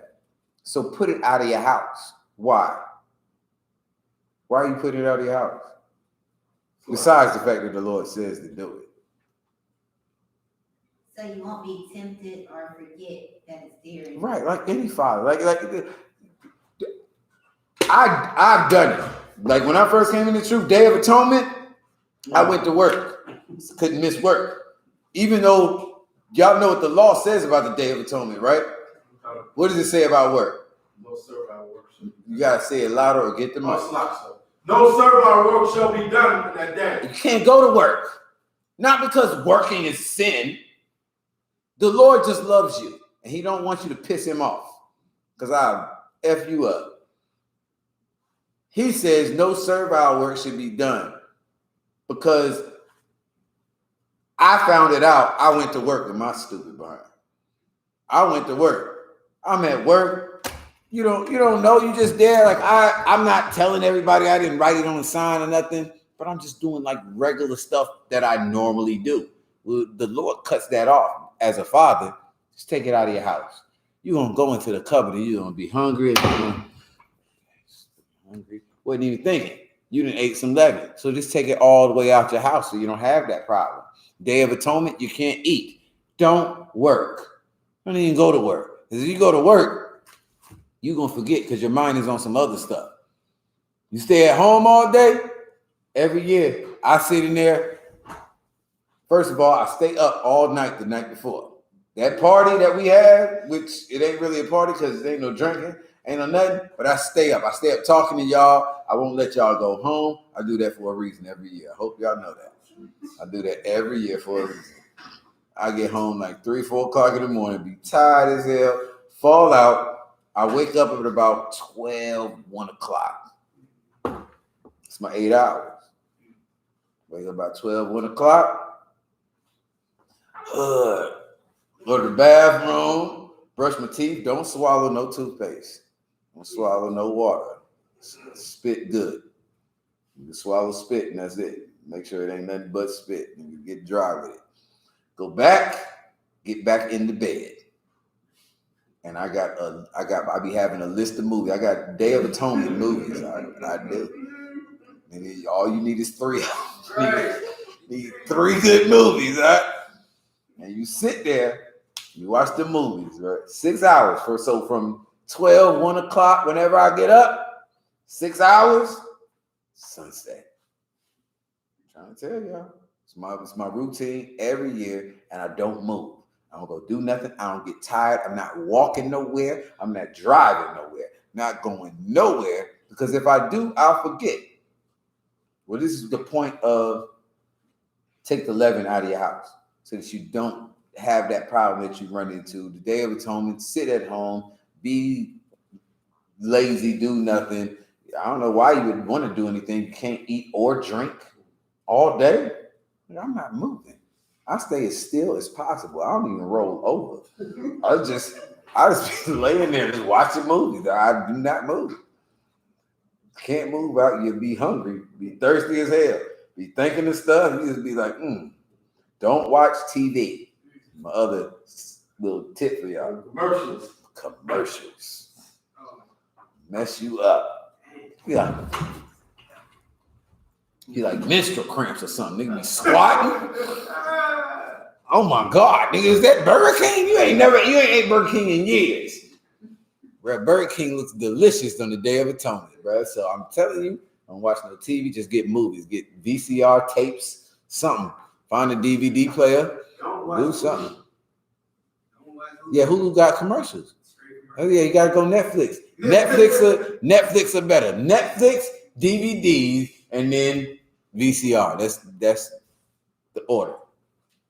Because just like any father, any person who's responsible, they're going to make sure you have as least distractions as possible, as the less amount of temptations that you can possibly get. You know what I'm saying? Like the Lord isn't doing this to jam you up. He's proving you. Like, you want to serve the Most High. You want to rule the earth. You want to be on top. You want a crown. Well, you're going to have some discipline. You're going to have, you might not be able to do this when you want to do it. Don't do it. Take the leaven out of your house. Because the person that does eat some leaven, person that does drink or eat on the Day of Atonement, you don't love the Most High. You love your damn self. You know what I mean? You love the white man. You love his rituals and his religions and his philosophies and his culture, but you don't love the Lord. So for the Feast of Unleavened Bread, take all the leaven out of your house, brother. If you want to make unleavened bread, you can make unleavened bread. Just get regular flour, not self-rising flour. That's all you have to make sure of. Get regular flour, or you can use cornmeal. Use cornmeal without leaven in it, without yeast or any leavening agent in it. Use flour, make your own bread, boom, done. You know what I'm saying? But like my main thing for Feast of Unleavened Bread, look up unleavening agents. It's like the light bulb, bro. You'll be surprised all the different leavening agents that there are. It's not just yeast. So that's my advice to you for Feast of Unleavened Bread. All right, matzah every day. Buy 2 boxes of matzah because they get good after a while. Get the salted ones. Get 1 box of salted, 1 box of unsalted. Any other questions?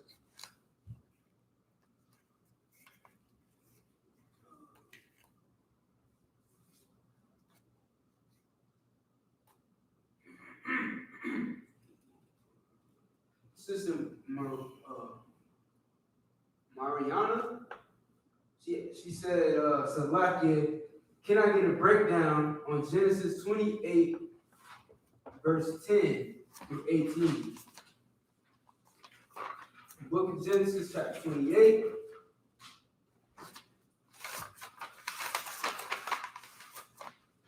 And there's nothing specific. She just wants to break down. Nothing specific at all that she wants to understand. Just a breakdown on 10 through 18. Says she wants a better understanding of why they use a stone as a pillow and poured oil on it in the morning. Okay.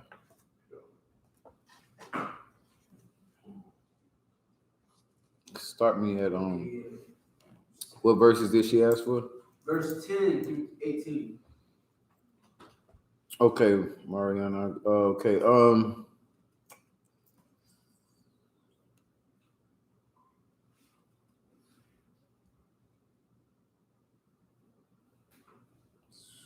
Start at 7.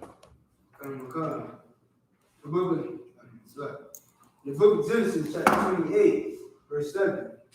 Put the mic closer up. And Jacob, and that Jacob obeyed his father and his mother and was gone to the Paddan Aram. And Esau, seeing that the daughters of Canaan pleased not Isaac his father, then went Esau unto Ishmael and took unto the wives which he had Mahalah, the daughter of Ishmael, Abraham's son, the sister of Nebuchadnezzar, to be his wife. And Jacob went out from Beersheba and went toward Haran, and he lighted upon a certain place and tarried there all night, because the sun was set.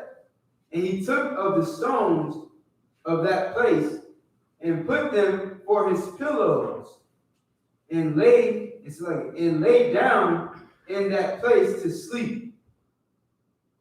And he dreamed, and behold, a ladder set up on the earth, and the top of it reached to heaven. Okay. Okay. Any brothers want this pillow part real quick? If I could, Mike. the brother was tired, and he had nothing else to lay on. Okay. Yeah, that's close. But I'm assuming what she's asking is when she says why would he use the stones for pillows? Because he was in the wilderness. Meaning, what does that mean? Like he was stranded. There was nothing else to use.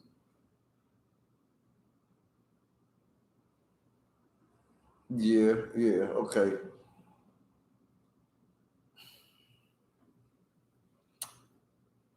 If you can look up pillow. Because I think in my mind, I'm thinking a little different.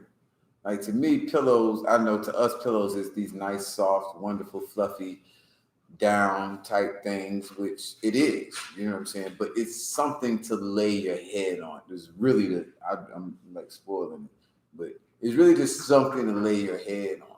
Like I've used laps as a pillow.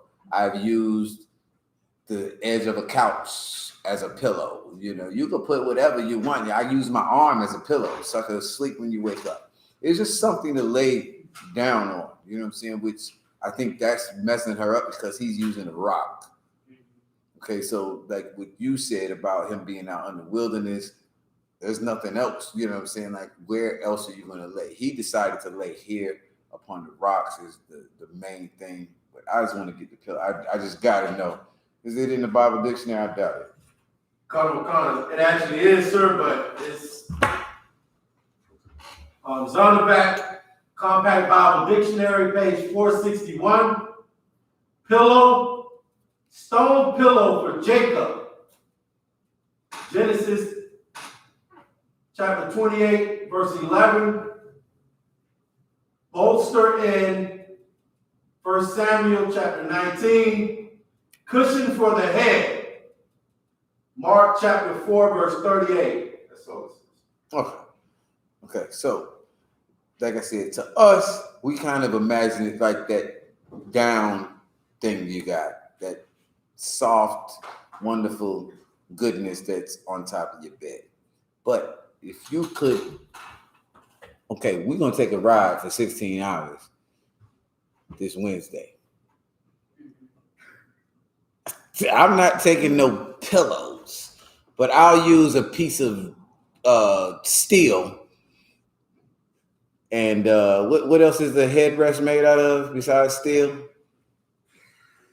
Y'all don't know? What's them rods is made out of steel or iron or something. Yeah, wrapped with plastic. Leather. Yeah, leather and plastic and steel. And it'll be my pillow. It's just something that he leaned up against this. This is basically the best way I can explain it, is that he slept in the wilderness. He slept laying up against a rock. If you could just imagine just laying down, you just sitting there on the ground, and you laid back and went to sleep on rocks, on a mountain. You lean back on a mountain, that's your pillow. It's where you laid your head. It's not nothing, you know what I'm saying? Like, so he wasn't using it to, you know, be as hardcore as he is, because he was just like we are. You know what I'm saying? Like, we hard as we can be, but I would rather have a nice, fluffy, soft pillow. But if I got to lay down on a rock or on the floor or, you know what I'm saying, whatever, you know what I'm saying, that'll be my pillow. I can, you know, floor can be my rock or my piece of wood. I can lay down on a piece of wood. All right, so keep going from there. Okay. And he lighted upon a certain place and tarried there all night, because the sun was set. And he took of the stones of that place and put them for his pillows, and lay down in that place to sleep. And he dreamed, and behold, a ladder set up on the earth, and the top of it reached to heaven. And behold, the angels of the power ascending and descending on it. And behold, the Most High stood above it and said, I am the Most High power of Abraham thy father, and the power of Isaac, and land whereon thou liest. To thee will I give it into thy seed, and thy seed shall be as the dust of the earth. 1 second, bro. What is the other question? I just break that up. Oh, break down. Better understanding of why they use a stone as a pillow and pour oil on it in the morning. Okay, bam. All right, so what verse are you on right now? Verse 14.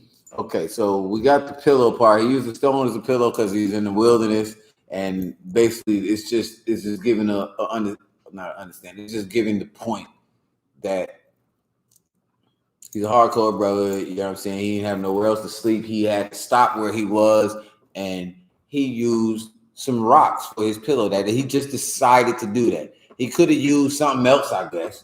He just wanted to lean up against a rock, but it ended up meaning something later. Okay, keep going. I want you to keep going. And thou shalt spread abroad to the west, and to the east, and to the north, and to the south, and in thy seed shall all the families of the earth be blessed. So this is what he's seeing in his vision. You know, he falls asleep just leaning up against a rock. He sees this ladder leading up to heaven. He doesn't really understand why, you know what I mean? And the Most High deals with him through the angels. You know, you're going to do something special in Israel. You're going to do something special among your people. Like you're going to be an important person. You know what I'm saying? Keep going. Come. Verse 15. And behold, nothing. Like I'm telling you what it is, and I'm going to be with you. I'm going to show you. You're going to know that everything that I'm saying to you is one. You know what I'm saying? I'm going to be with you in everything that you put your hand to do. Go ahead. Come.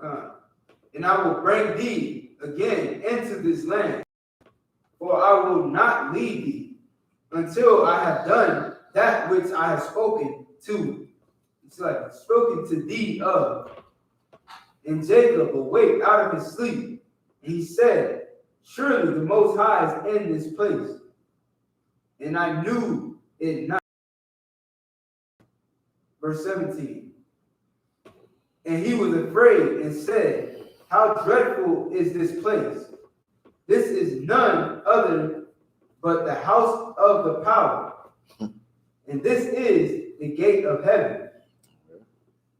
Now, this dream must have been something super serious to Jacob. You know what I'm saying? It kind of shook him a little bit to the point where he was like, man, it's something special about this place.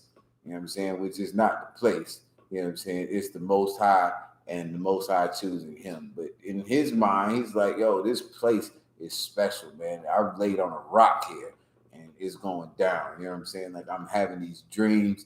I'm seeing this. The Lord told me these certain things.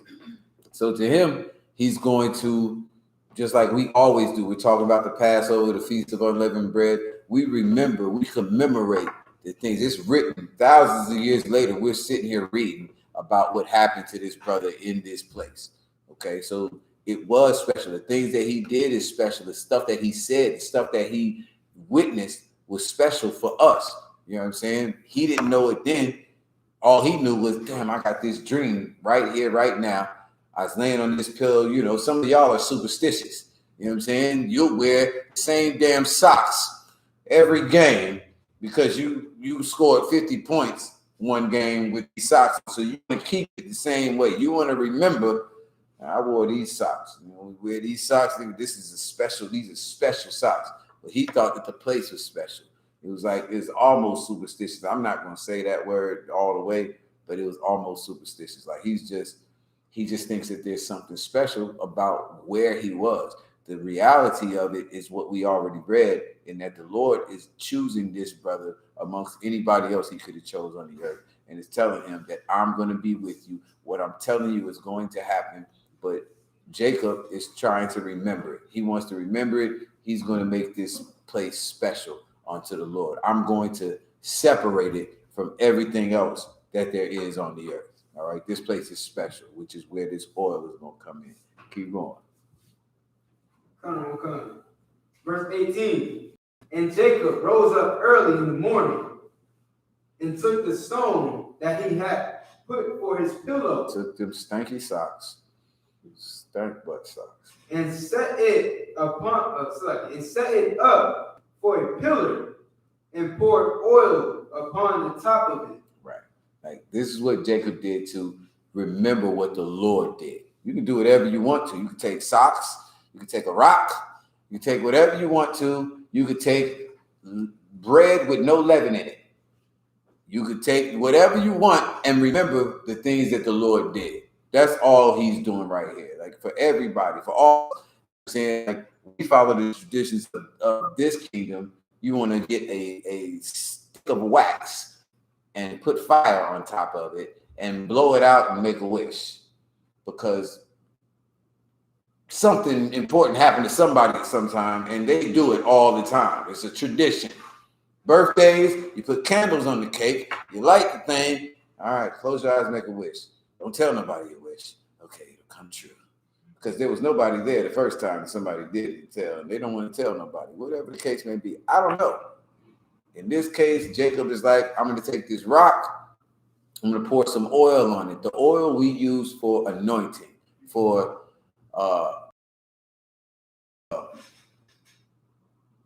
it's like a it's like a separation. That's the best way I can think of right now. It's like a separation from everything else. Like, you know, we get anointed, we get raised up, you know, you get your Hebrew name, you become a trooper or an officer, or you get a rank raised higher than that in the I.S.U.P.K, you get the oil. You know what I'm saying? Like, you know, to if somebody can look that up for me, the oil in there. I know there's a scripture about, you know what I'm saying, the oil in Leviticus. I don't know where it's at. You know what I'm saying?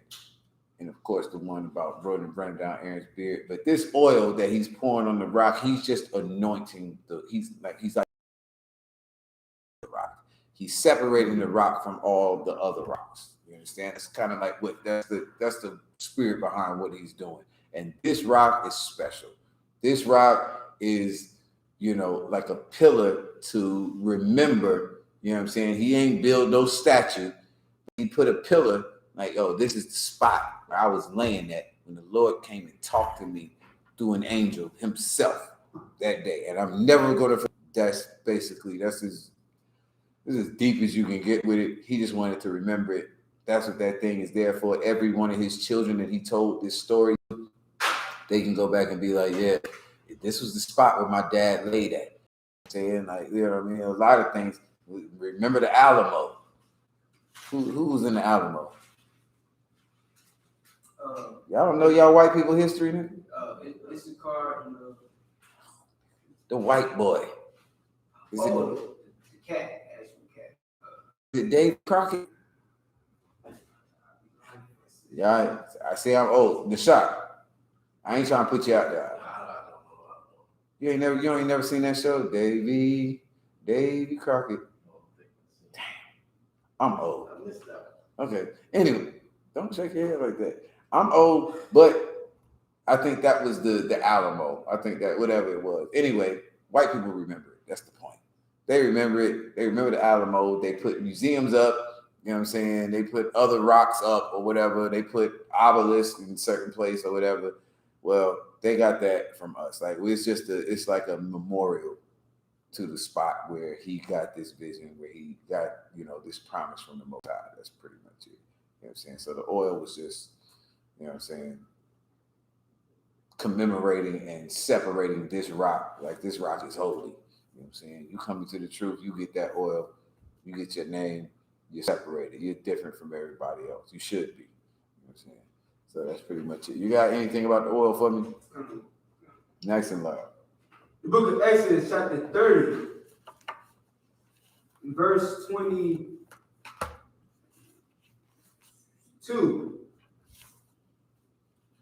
Moreover, the Most High spake unto Moses, saying, take thou also unto thee principal spices of pure myrrh, 500 shekels, and sweet cinnamon, half so much, even 250 shekels, and of sweet calamus, 250 shekels, and of cassia 500 shekels, after the shekel of the sanctuary, and of oil, olive, and hin. And thou shalt make it an oil of holy ointment, an ointment compound after the art of the apothecary. Okay. It shall be an holy anointing oil, and thou shalt anoint the tabernacle of the congregation therewith, and the ark of the testimony, and the table, and all his vessels, and the candlestick, and his vessels, and the altar of incense. Like, listen, I don't know where Jacob got it from before this. I don't know where he got it from. This is after what the brother is reading is after after Jacob. But this is what Jacob decided to do. It was like, it was special to him. You know what I'm saying? So that's the best way that I can explain it to you. Like, this is just, he's remembering what happened to him in this place. It eventually became mixed with Calamus and Cassius and all of those other things. And it was like something special. You know what I'm saying? Like, we separate that from everything else. You know what I'm saying? We anoint brothers. We pray for people. We set them apart from everything else with this oil. You know what I'm saying? And it's what, olive oil is the Lord's favorite, so it's our favorite. We use it. You know what I'm saying? And that's kind of what Jacob was doing with that rock. You know what I mean? Okay, I'll take the last question. Is there any more questions? Or was it you? Okay, no more questions online. You can ask me later. We have time. You can ask me during this workout. Yeah, because you're not escaping that.